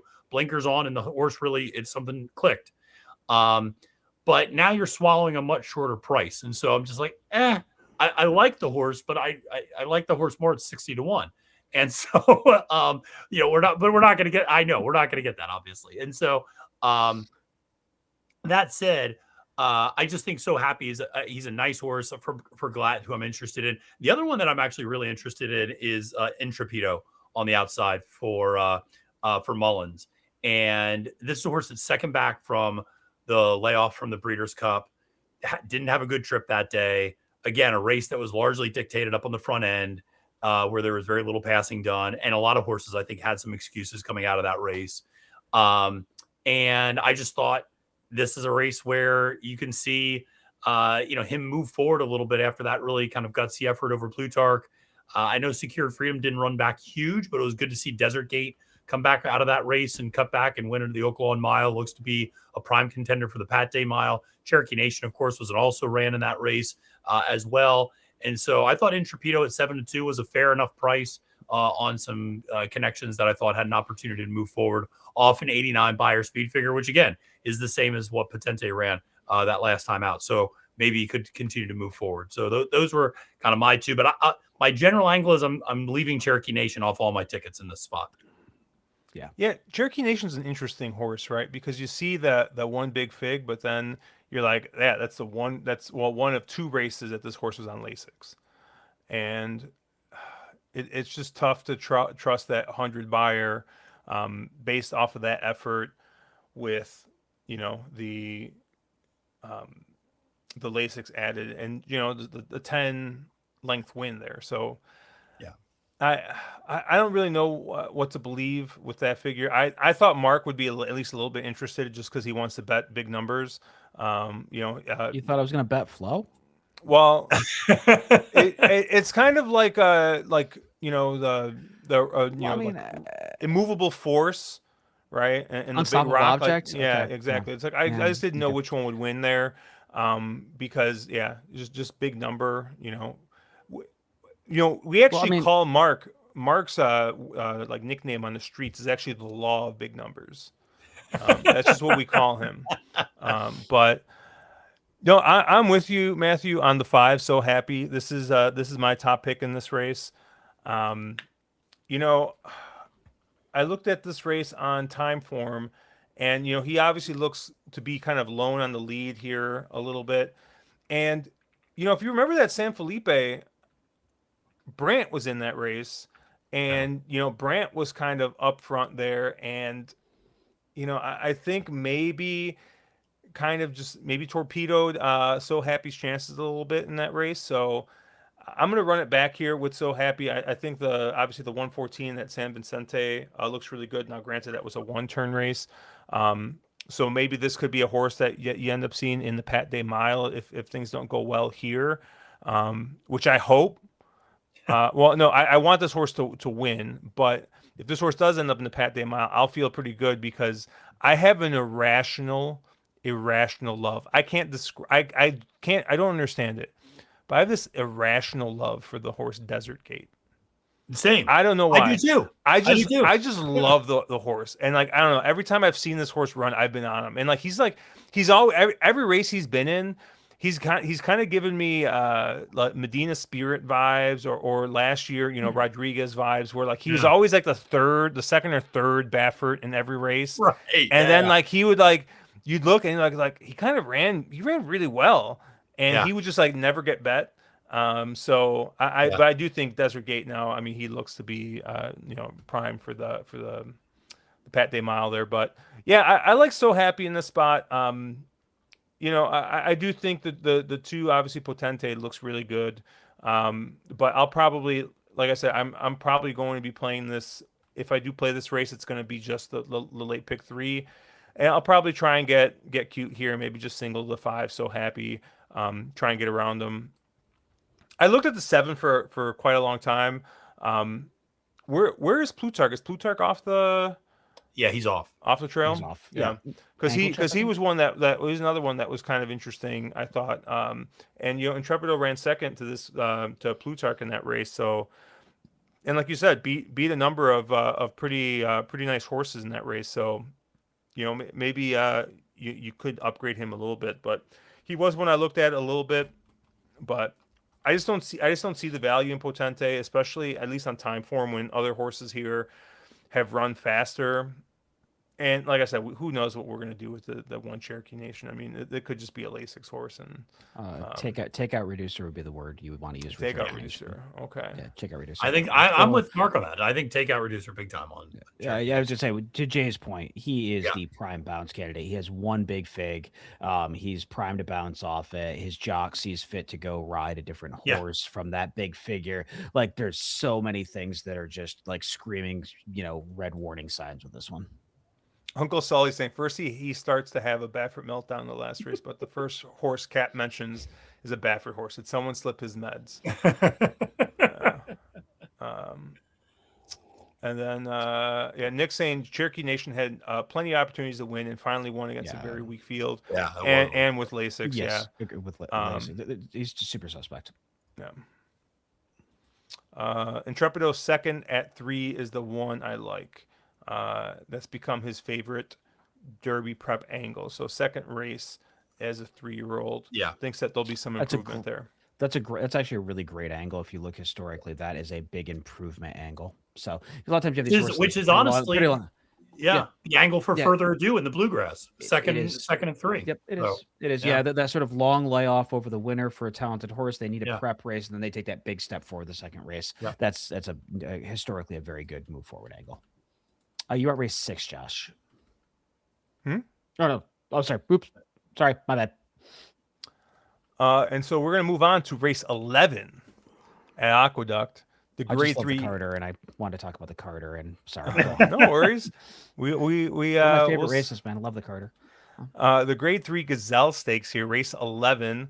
Once again, a mile and the 8th here on the dirt. 3-year-old fillies, $200,000 up for grabs, 100 Oaks points, and we don't have any morning lines here. Matthew, you got any inside information on what's going on here? I actually do.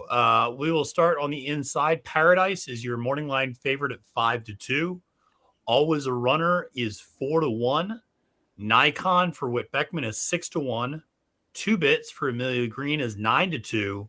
Baffle for Todd Pletcher is the biggest price in the field at 12-1. Wow. Pashmina for Rob Atras is 7-2. Hot Gossip for Linda Rice. Oh, actually, I lie. That horse is 20-1. Victory Hall is also 20-1, and then Slow Carrot is 12-1. Wow, that's flatter than I expected. Okay. Yeah. I mean, I already know Mark's going to be on the 8, so I don't know if we really need to go to Mark. But anyways, I'm going to kick this one off. I basically, I had a feeling that Paradise was going to be your favorite in this race. Sure. And obviously coming off of the stakes win a month ago. But I don't know, man. I just think that you look at other horses in this race, and I think you see horses that have shown a little bit more already. I mean, the 4 2 Bits, had a 7 furlong race, 2 months ago that at least on time form was significantly faster than what Paradise has run. And not only that, but the raw time form figure was a 108. And it got put down to a 105 due to pace adjustment. So, I always tell people, like, you look at these figures and you have to understand what goes into each of the numbers, right? you look at Two Bits buyer figure and you see an 87 in that Ruthless versus the 78 in the Busher, right? So, granted, it's a 7 furlong race that seemed to be favoring the closers versus a race in the Busher where came off the lead in that spot. But I don't know. I just think that Two Bits looks to be just a faster horse here. Looks to have a little bit more experience, and I don't know. I just don't. I guess I don't see another jump here for Paradise necessarily, or at least not a big enough jump to win in this race at what I thought was going to be a short price. Now you're telling me Paradise was going to be 5 or 6 to 1. Well, yeah, I'm definitely more interested. But Sure. even before you told me what the morning lines were, I just thought that Paradise was going to be your favorite in here. And yeah, I just think it's right to bet against, I think, in this spot. So I landed, I think we're going to be the other two logicals in the 4 2 bits. And then the 6 Pashmina here, coming back from the Sunland races. And, we talked about this. The last couple of weeks when these Sunland horses have started running back. They've kind of made a decent account of themselves, I think, coming out of those races. Bottle of Rouge, right? I mean, I thought was just fake as heck coming out of that race, and obviously ran well. And then we literally just talked about Pavlovian. Thank you. Pavlovian came back and obviously, ran really well off those Sunland races. So I just think that Pashmina deserves to be respected in this spot. Looks to be a horse that's kind of been taking a step forward. Took a little bit of a step back in one of the races at Fairgrounds, but it's just been progressing nicely here. So I'll take just the 4 and the 6, 2 Bits and Pashmina, which like I said, will probably end up being your second and third choice in this spot. So I'm not really sticking my neck out, but I am going to be against the 1 Paradise, who should be your favorite in this spot. Mark, how did you kind of see it? Yeah, I guess we're not in agreement on this one. I thought Paradise was much the horse to beat here. There's not a crazy amount of pace in here. I think Manny has a lot of options. I would imagine they go to the front end, try to slow this down, and try to steal it on the front end. And I think if Manny does that, very likely, high likelihood that he's able to pull that off. I thought Paradise was pretty interesting in this spot. She sort of progressed every single race of her career, and has every opportunity to take another step forward here. You know, this seems like the very live, very real type of Brad Cox horses, and he's had a very good very good Aqueduct meet with somewhat limited starters. So over the winter. So I think Paradise to me is much the horse to beat. And then after Paradise, I sort of want some prices. I think Matt said Always a Runner is 9-2. Is that what you said? Always a Runner is 4-1.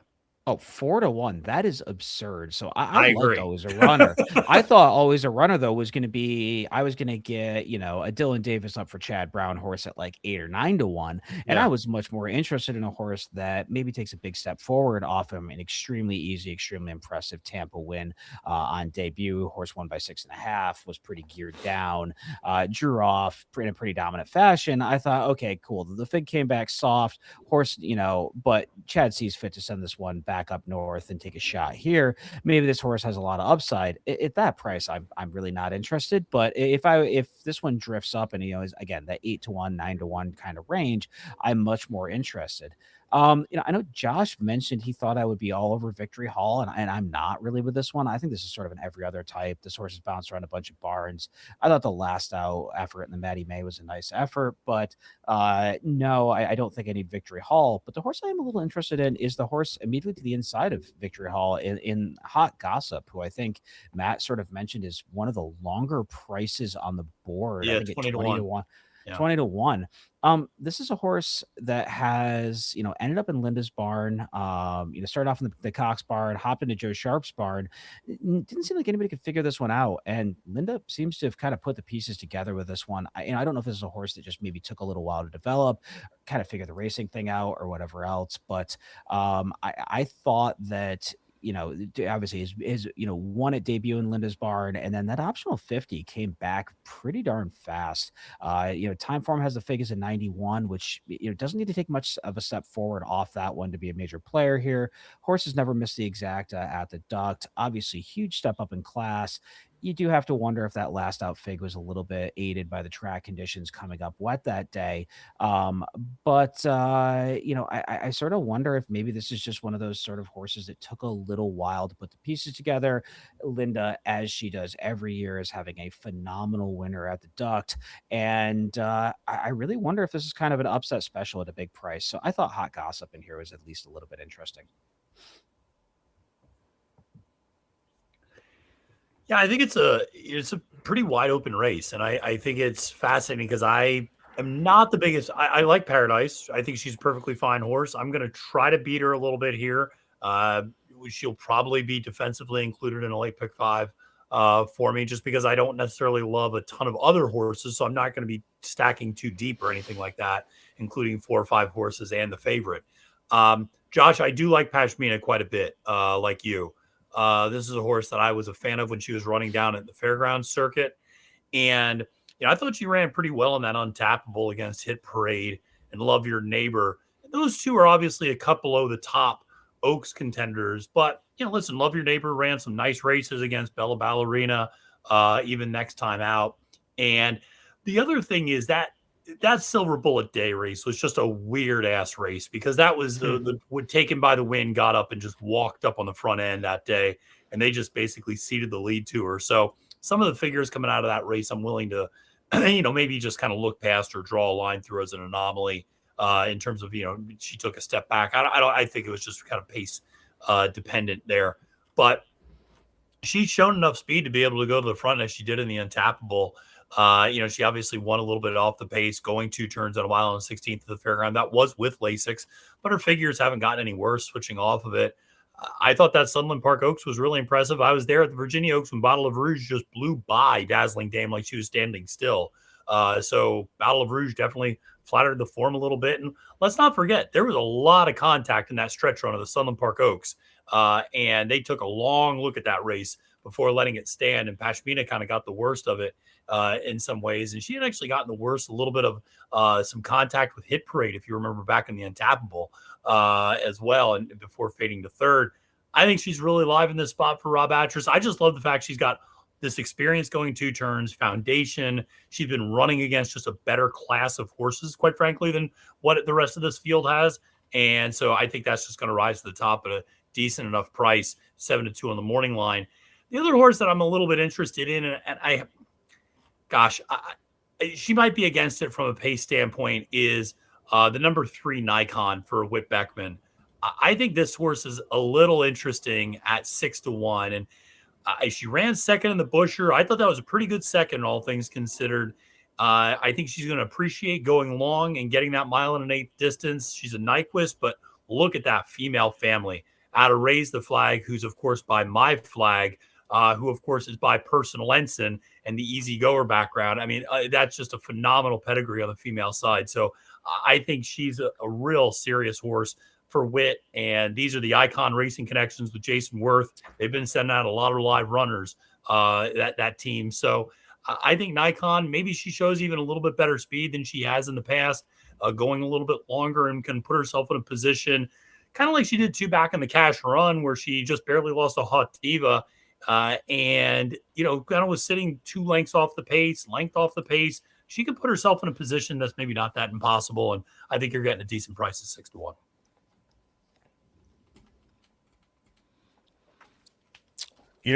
Honestly, now knowing that Mark isn't on the 8 Victory Hall, I kind of want to be on the 8 Victory Hall. I mean, I honestly thought, Mark, you were going to be all over Victory Hall. I mean, so your favorite trainer to ever live. It is my favorite in trainer Tom ever. Morley. Yep. And I mean, dude, Ricky Gogo Santana had a heck of an Aqueduct meet. I mean, I honestly think that he's the reason Flavian Pratt took so many vacations other places, because he was just riding absolute lights out. I I'm very excited to see what Ricky Santana's year looks like this year, because man, he just had a resurgence. I feel like starting at the end of last year. You know, I mean, he was just winning. He was winning on dirt. He was winning on turf. I mean, he was just doing all kinds of stuff. And you know, I do think that, you know, this is a horse that is coming in here at least with, you know, a stakes win. Now, granted, it was a state bred stakes win. It's kind of been just beaten up on state bred horses, but I don't know, man. I mean, you look at Independence Hall, which is, you know, by Constitution on the top, Into Mischief on the bottom. I mean, you know, it's just on the mile. So I don't know. Interested to see how this one kind of goes and stretches out. Obviously, this is the deep end of the pool, but I mean, I think if you're going to take a shot with the price, I think you can make a case, I think, here for the 8, especially because you know, if you look at time form, a lot of these horses just look very, very similar. You look at Beyer, you know, you see a little bit more of a separation, and sometimes that's just kind of that's kind of what ends up happening with these sets of figures, especially on dirt.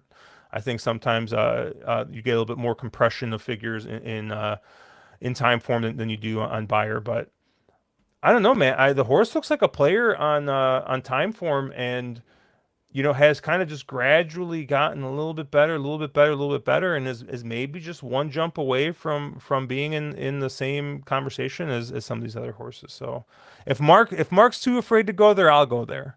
All right, I got the 8. I like the 8 in there. I honestly assumed Mark was gonna be all over it. I can't believe it, honestly. So nobody give the 5-horse Buffalo a look? Yeah, I mean, that horse was. I saw that horse in the Virginia Oaks, right? That horse ran in the Yep. I don't know, still maiden. I get it. I mean, there's decent enough pedigree there. 12-1's a decent enough price on a Pletcher horse in this sort of a spot, but I don't know. I more underneath, I think, than a top choice. I mean, you know, mooch on a Pletcher horse on, you know, Wood to Memorial Day. I've heard this story before. Yeah. I mean, it wasn't in this race; it was in the next race. But you know. Right, I was going to say the next one where he jumps off Napoleon Solo to ride Pletcher's horse. Yeah. Anything else in this race? I was going more for the Lord Miles angle, but you know. Oh, the Lord Miles! Wow. That was sorry. I was. Hey guys, Andrew Champagne here. God, I'm glad you had that queued up. Well played. Yeah, it's funny because I still haven't like shifted over all our videos. Like, you know, we talked about who was the horse. We talked about this horse earlier. Was a half to the horse that Murphy was live to, where he's jumping up and yelling 12, 12. Just FYI. Oh, yeah. Right. Just FYI was the 12 horse in whatever race. Juvenile Yeah. So we have a video of our friend Greg, aka Murphy. Him jumping up and down, going 12, 12, 12. Where's the fucking wire? Like, he's just all excited. And then like so his wife was taking this video on the couch, and he just goes, yes, yes, yes. He goes in like 3 different directions, like he's a damn NPC in a video game, dude. Like, I don't know what the heck he was doing, but the best part of this is there's some context here. He was stationed in the Navy in Japan. It's like 2 a.m. He's doing this. So yeah. I love it. I love it. Oh, it's amazing. But yeah, I haven't brought that video over that day with her. That was great. That was so much fun. Good day. Yeah, so Jay's talking about the 2 bet against angle. Chad Brown breaks maiden at Tampa, next stakes race. I feel like I'm just glad Caleb is not on here, because by liking that horse, I would have just gotten a lecture. Yeah, but what was the horse that just did that? It was the horse at the Emerging Market. Yeah, Emerging Market. Thank you. So I thought you were going to say the Puma, but okay. No. Yeah, and Nick Seaver saying he doesn't understand the price and always a runner. He won't question David, but that one is wild to him. I think sometimes David, he gets into the wise guy horses. I'm sure this is a wise guy horse. Any other morning line maker, this horse is going to be 50-1, but David is very sharp. Let's put it that way. And I would imagine that where David lands is probably about where the money lands. Yep. And again, part of making a morning line is not your opinion, but the public's opinion. Nope. And people see Chad Brown They're going to put a lot of money on that horse. And, So- and And part David of is- part of making a morning line also is, you know, sniping guests from you with tacos. I mean, it just happens apparently. How do I get? I want to have tacos with David. I do. I would love to get that tacos needs with to be David. like We'd a all love to get thing. tacos with David. I would love to get It's a tacos with long David. invitation list, though. I got to talk to Man. the person who's across the hall from me. So I got to see what she says okay. about this. All right. Anything else on this race? All right. We're going to move on to the final Wood Memorial at Aqueduct. No. The final real Wood Memorial. I'll tell you what, Matthew, I think it was you who shared this video with me, but there was a video on YouTube about a gentleman who kind of went to Aqueduct, and he kind of like chronicled his time there. It was for last year's Wood, wasn't it? Yeah. It was for last year's Wood Day. Yeah. Do you remember the name of the YouTuber who did that? I forget. We actually contracted with him at NYRA, and I'll find it and drop it in the link or send it to you, but to share. But yeah, and I'll share it on. If people follow me on social media, I'll make sure to share it ahead of this year's. But it was really well done. It was great. Cool It was so good. Yeah, very, very good. So yeah, you know, I never got to make it out to Aqueduct, and it doesn't seem like it's like I'm gonna have a chance to make it out. But yeah, it's a shame, obviously, with not just with Aqueduct, but just like with all these other like historical tracks. I mean, you know, ones that, you know, maybe are in need of work, and, you know, things happen, you know, or, you know, land gets too valuable, or I don't know, just for some reason they decide that they no longer want to do business in your state and decide to just try and sell it to a football team. I mean, you know, and who knows if a football stadium is actually going to go there. I mean, stuff happens. I mean, at least Hollywood Park turned into a football stadium, right? Right. You know, we'll see what happens with Arlington, but I miss Hollywood Park so much. I love that place. The place was wonderful. But, you know, obviously things change as time goes on, and you know, we got one more Wood, and pretty soon, you know, the Wood and Lord Miles will just be a thing of the past. We won't have to hear about that ever again. Hopefully, maybe not. No, maybe we should not have given that tie clip. That tie clip was a mistake, wasn't it, Mark? It was. The tie clip was a mistake. God bless it. Yeah, it was. Oh, I mean, it was well played. It made his day. I mean, he was getting married, so maybe it was the second. I hope that wasn't the highlight of his wedding. I hope that wasn't the highlight of his wedding. It may have been. Oh, goodness gracious. All right, the Grade 2 Wood Memorial Stakes, 1 1/8 on the dirt, 3-year-old, $750,000 up for grabs, 100 Derby points. Matt, how'd you see this one? Let me first say I was so happy to see this field. You know, if this is the final Wood Memorial at Aqueduct, it's a proper field. It's a field of 12 after the scratch of the Otino, who's going to be going to the Bluegrass. It's a full field. It's got a lot of, you know, historic names: Bob Baffert, Bill Mott, Todd Pletcher, Chad Brown. They all have horses running in here. I was really, really glad to see that. And there was a couple of New York breds running in this race too, which I think is just, you know, wonderful. And I just, you know, can't help but think of somebody like John Embrial calling this race. If a New York bred would have won, you know, Johnny I would let everybody in the tri-state area know that it was a New York bred that just won the race. I ultimately landed on a horse that I loved in debut, which is Chad Brown's Iron Honor. I went to chalk in a 12-horse race, and I absolutely fell in love with this horse after seeing him break his maiden. Because when you watch that race, 99% of maiden races, crossing the channel wins that race. Caught a flyer out of the gate, opens up 5 lengths. See you later. Nobody's going to challenge him. And this horse put his head down when Manny shook the reins and just said, no, not today. And just went after him and got him. And that number came back. And I just thought, yeah, I think we really saw a nice runner for Chad. Came back in the Gotham, professional effort, bumped around pretty significantly at the start, went up on the lead, got contested on the inside with Crown the Buckeye, outside with Dirty Rich, in between horses on a contested pace. Again, puts his head down in the stretch, goes, not today, and gets the win. I think he's the goods. I know he's got to work out a trip from that outside post, but he's got enough speed to be able to do it. And I just think this is, I'm not going to say this is Chad's best horse because Emerging Market, obviously already has a win in the Louisiana Derby, but with Paladin off, I think I really like Iron Honor a lot in this race. He's ultimately my top choice. There's some big prices that I really like in this race that we'll talk about later maybe, but that's going to be my top selection here. Do you, with your inside information, you want to walk through some of the prices in here? Yeah, sure. The horse that I think I meant like the morning lines if you have them. Oh, yes, obviously we don't have them yet. Yeah. Oh, yes. I have all the morning lines. Awesome. So with the morning line for Iron Honor is 5-2. But we'll start on the inside. Napoleon Solo 7-2. Talk to Me Jimmy 6-1. Right to Party 20-1. Steel 12-1. Ocelli 20-1. Minor Inconvenience 30-1. Albus 12-1. Courting 8-1. Bravaro 8-1. Red Zone Runner 30-1. Butane 8-1.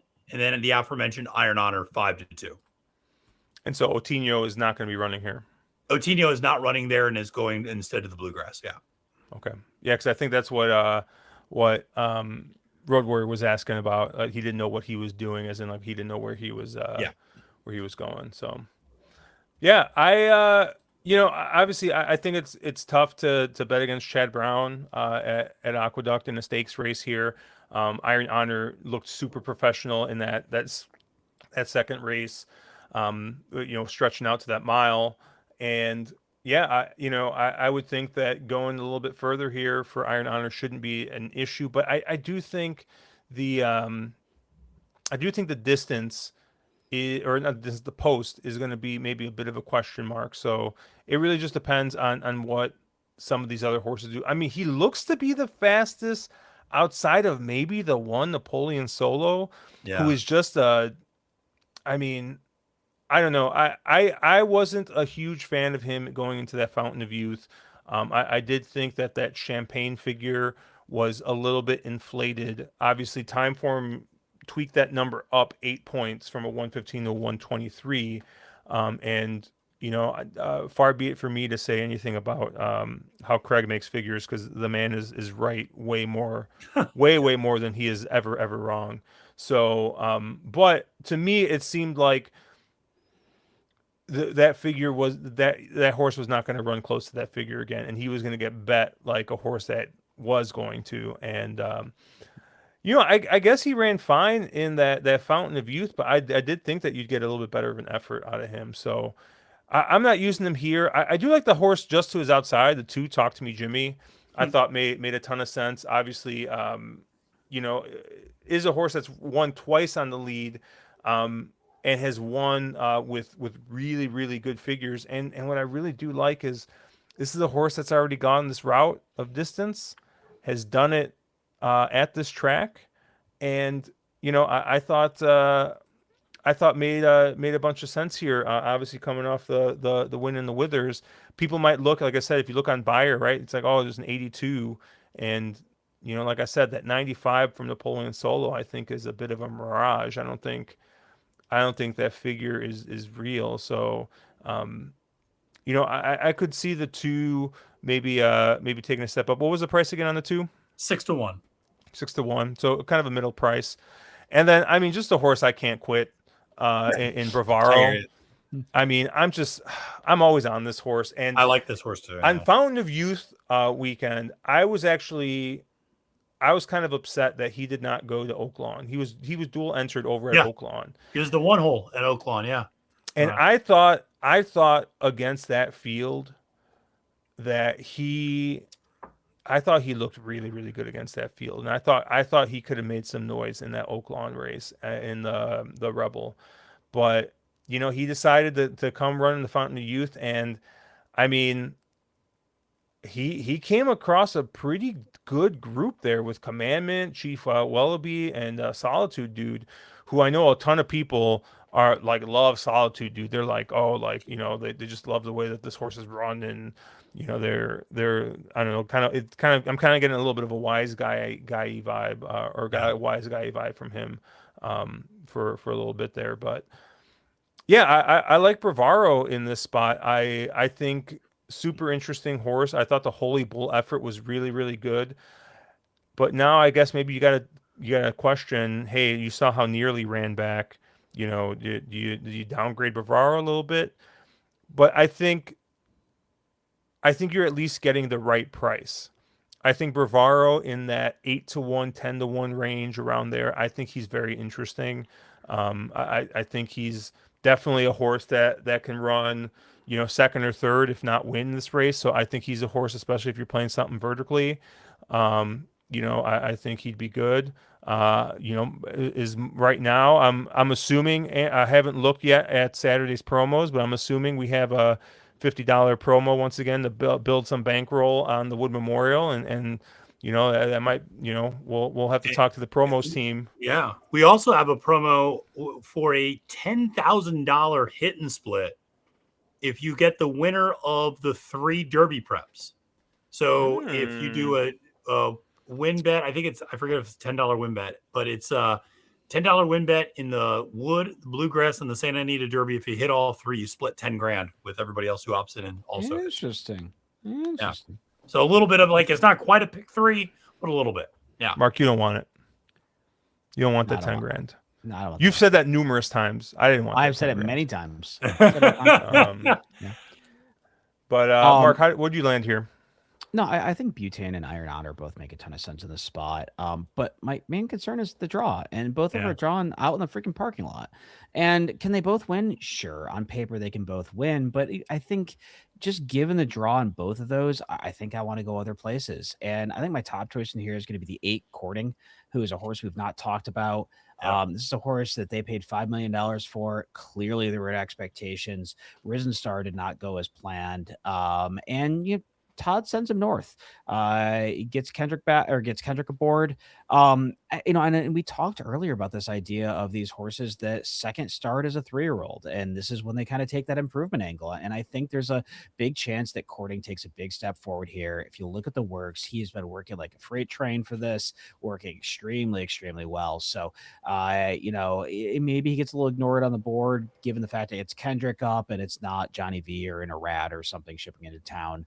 But I think this guy is really, really well meant in this spot, and he'll be my top choice. Another horse I'm really interested in, I know Matt mentioned a couple of New York breds, but there's also a Pennsylvania bred in here.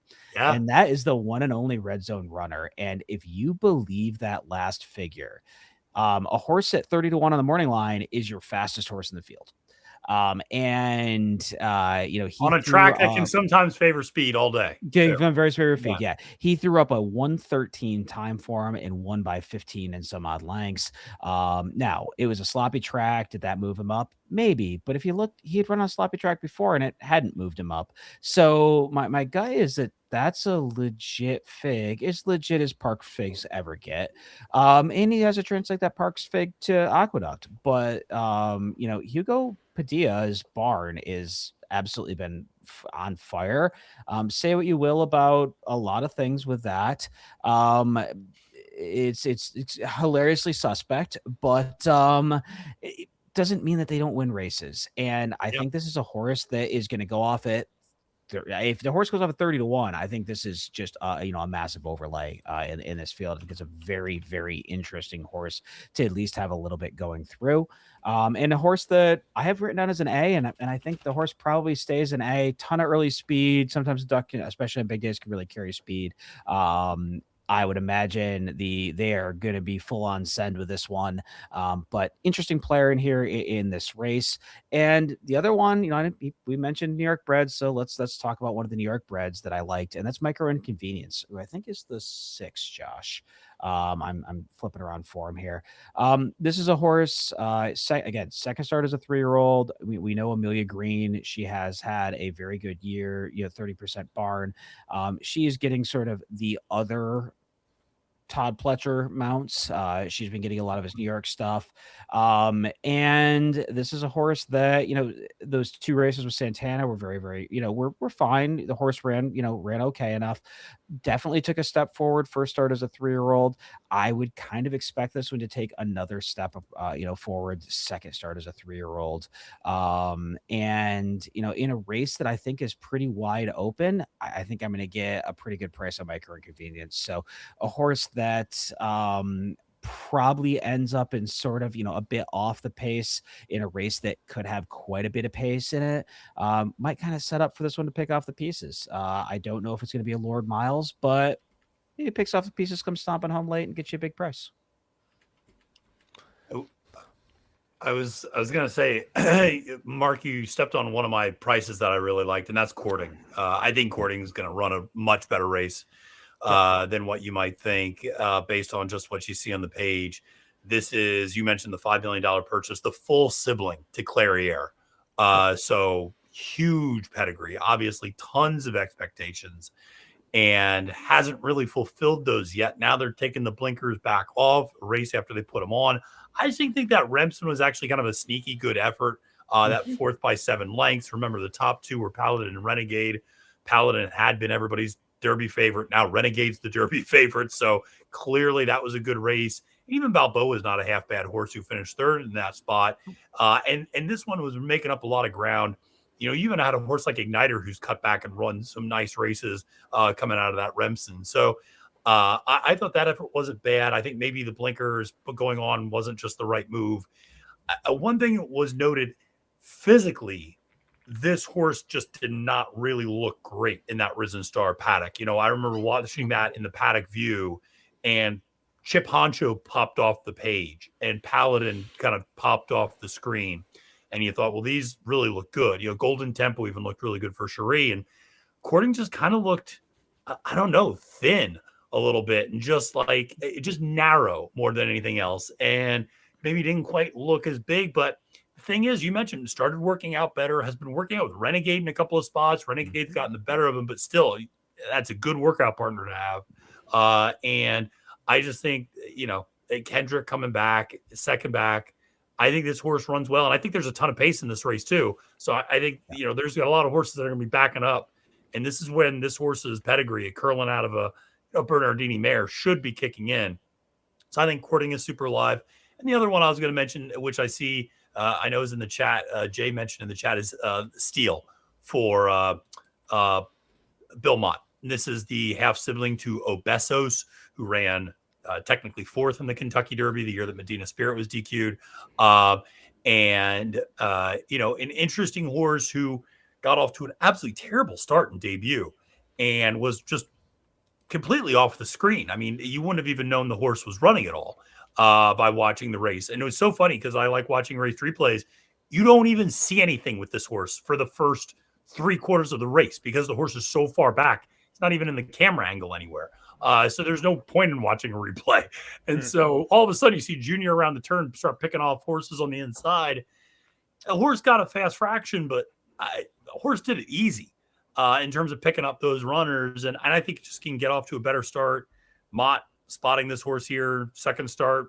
I'm not saying this is Chief Wallaby vibes, but it's also not a move that Bill Mott does a lot. And so, I thought 12-1 is at least an interesting enough price to include underneath.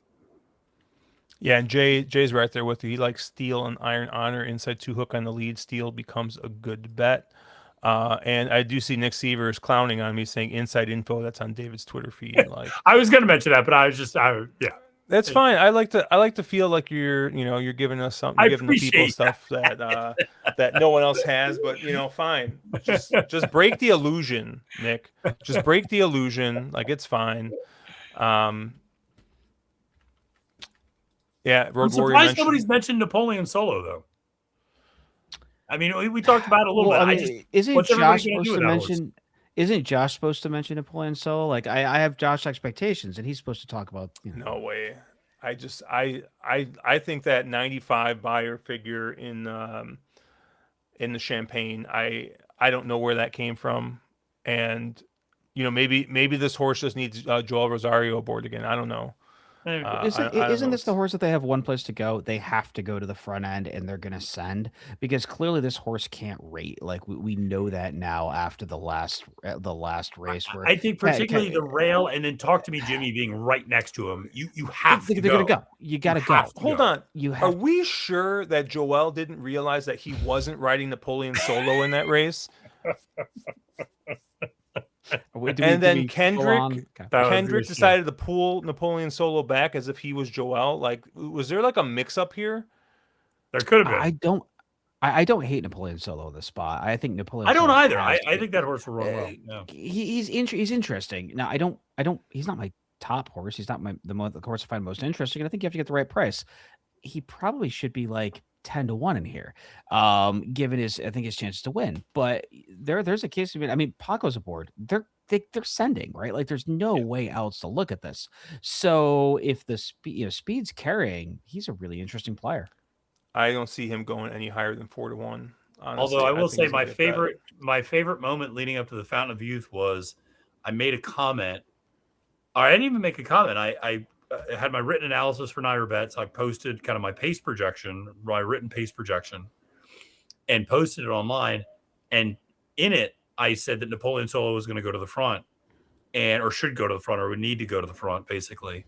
And Chad Summers was so insulted by my insinuation that Napoleon Solo only had one way to win. And he goes, "Have you watched his previous races?" And I wrote back and I said, "Yes, I've watched both of them." Yeah. All two. It took me 2 minutes and 46 seconds to watch them both. And yeah, he rated for a half a second in debut. I get it. That was going 6 furlongs at Saratoga, and he sat like outside of horses in a perfect spot. The issue was last time in the Fountain of Youth, he had a horse to his outside who was a rocket ship. What happened, I knew exactly what was going to happen, is that 10 horse crossed in front of him, and Kendrick had to go out, go wide into the turn, and try to get him up there on the lead. And this is not a time to get cute. You don't have enough Derby points. Send. Go. Don't screw around. Especially Talk to Me Jimmy there. But that's my concern with all these horses that like to be up on the front end. Mile and an eighth. That's going to be a long home stretch. A lot of things can happen. It's not as long as the fairgrounds, but that Aqueduct home stretch, a lot of things can change between the quarter pole and home. That's for sure. So are you trying to imply that you said that the horse had to go and Chad Summers went to Kendrick and went, rate him. Let's try that. Yeah. And therefore he didn't win. And then let's just now piss we're off here. This DeSantis guy. Yeah. Let's just piss off this DeSantis guy. You ever see the meme that says, the haters thought I couldn't do it, and they were right. Yeah. Actually, a great call by the haters. Yeah, exactly. No. I saw Nick had a couple of. It's interesting. Nick had a couple of comments I saw. One was he said, "Is Butane this year's Rodriguez?" I disagree. Yes. I think Butane is this year's Matticat Road, in that he's a horse that breaks his maiden early and then is placed over his head. Runs well enough to justify continuing being run in graded stakes races, but doesn't get the win. And we see at the end of the year is 1 for 9 with $1.3 million in earnings or something like that. I think that's maybe a little bit of a better comp. He also comes from off the pace versus Rodriguez being more of a speedball. And then he said, doesn't Iron Honor have to go? I don't know if he has to go in quite the same way Napoleon Solo does. I think he has good speed and he's going to be a part of the early pace, but I don't think he has to go quite the same way. Yeah, he also mentioned about the fast pace. He says if it's him by himself, he thinks he's got a legit chance, but he thinks that. Yeah, exactly, Nick. Agreed. Exactly. Yeah. Anything else on this race? No. All right. Well, Matt, thank you for joining us. Covering for the pretty one who's on his way to Vegas. Apparently he was able to, jump in the chat and troll me, but sure. We'll see what the crap stables do to him. Karma's got a way of finding him. The last laugh. Bourbon. We've seen him after a little bourbon in Vegas. That's not a pretty sight. And he's going with his girlfriend, and I've seen him in a relationship while drinking. You know, I mean, That's arguments also not- happen. Dude, it's just something, Matthew. I don't know what it is, but that man gets a couple of cocktails in him, Yeah. and just hot women just appear. Yeah. They just And also appear.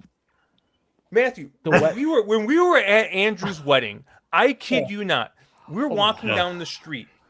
We were walking down the street, and like, you know, we are in like this small, cute little like wine town. I already forget what was the name of the town, Mark. Oh, I don't remember. But it's just outside. It's like just outside of San Francisco. You know, it's next to where the fair circuit and stuff all that is. But so we're sitting there, and It's right near Pleasanton. it's near Pleasanton, exactly. It's right next to Pleasanton. But so we're just walking downtown, just me and Caleb. We had a couple drinks at this other bar, Livermore. Thank you. We're in Livermore, California, and we just like walk down, and all of a sudden, Caleb sees this girl, and from like across the block, like, I don't even know how he spots her, and he's like, "We're going wherever she's going." And I'm like, all right, like, so we start walking, and then like we have to like turn around to go like follow wherever. And so like we're walking past, and there's like just like this random line to like an office building. And we're like, this is weird. It's like 11 o'clock at night. Why is this line here? And so we're like, should we just stand in this line? Like we don't even know what the line's for. Like, should we just stand in here? And I'm like, it's like I said, this small, sleepy like wine town. We have no idea. So we get in this line, and this girl, the girl he saw from like 1,000 yards out, like a Los Al route race away. You know, he's coming over, and he's like, she comes over to him and is like, is this the entrance for the speakeasy? And he goes, I have no idea, but it looks like we're gonna find out together. And then she just strikes up a conversation with him for the entire time, the entire half hour we're in this line. I'm like, this, you were literally furlongs away from this woman. Furlongs. Horses run races shorter than how far you spotted this girl from. And all of a sudden she's just walking up and talking to you. I turned to him, I'm like, I see why you get in trouble with a couple of drinks. And I told my wife this story. Yeah. And she goes, "Oh, he's just too Southern, and he's just too polite, and he's just too nice, like what he talks about."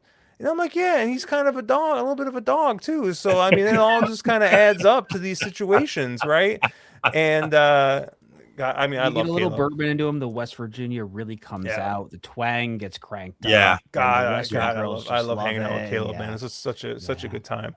But yeah, and we end up talking to this girl like the rest of the night, and then it gets weirder, but it's fine. We were worried about Caleb's kidneys for a while. Yeah, we didn't know if there was a donor situation going on over here. If kidneys were going to be intact, but it's fine. We made it out. We made it out of Livermore alive. So, but Matthew, where can people, particularly Chad Summers, find you? On social media. You can find me on Twitter at the handle @FailedToMenace. You can find all of our content, obviously, for NYRA Bets at NYRA Bets. We have the NYRA Bets YouTube page as well, YouTube channel. Make sure to check that out. Kaylie, Shapiro, and I have a first look preview of the Wood Memorial. Louis Rabeau and I do a first look at both the Ashland and the Bluegrass. Kaylie and Nick Zito are going to have a Derby preview that's coming up tomorrow morning. And then we have a live stream tomorrow night going over these races as well. And we'll have some stuff for the Santa Anita Derby and the Santa Anita Oaks. Capping the card on Friday for the entire Aqueduct card for Wood Memorial Day. And then the unique one, and Mark, I'm thinking of you, Kaylie and I are going to do a Carter preview because the Carter is, of course, presented by NYRA Bets. NYRA Bets. So we got to do that with Bookham Dano, making a 2026 debut. Return of Bookham Dano. Rated by Merritt and BU and some other nice ones. So, a lot of content we got. And, just check it all out if you haven't already. Cool. And obviously, I'm at Cherry Drank. Mark is at Two Turns. Caleb's at Caleb WVU, and also at Vegas, apparently, right now. So check them out at the Craps Tables.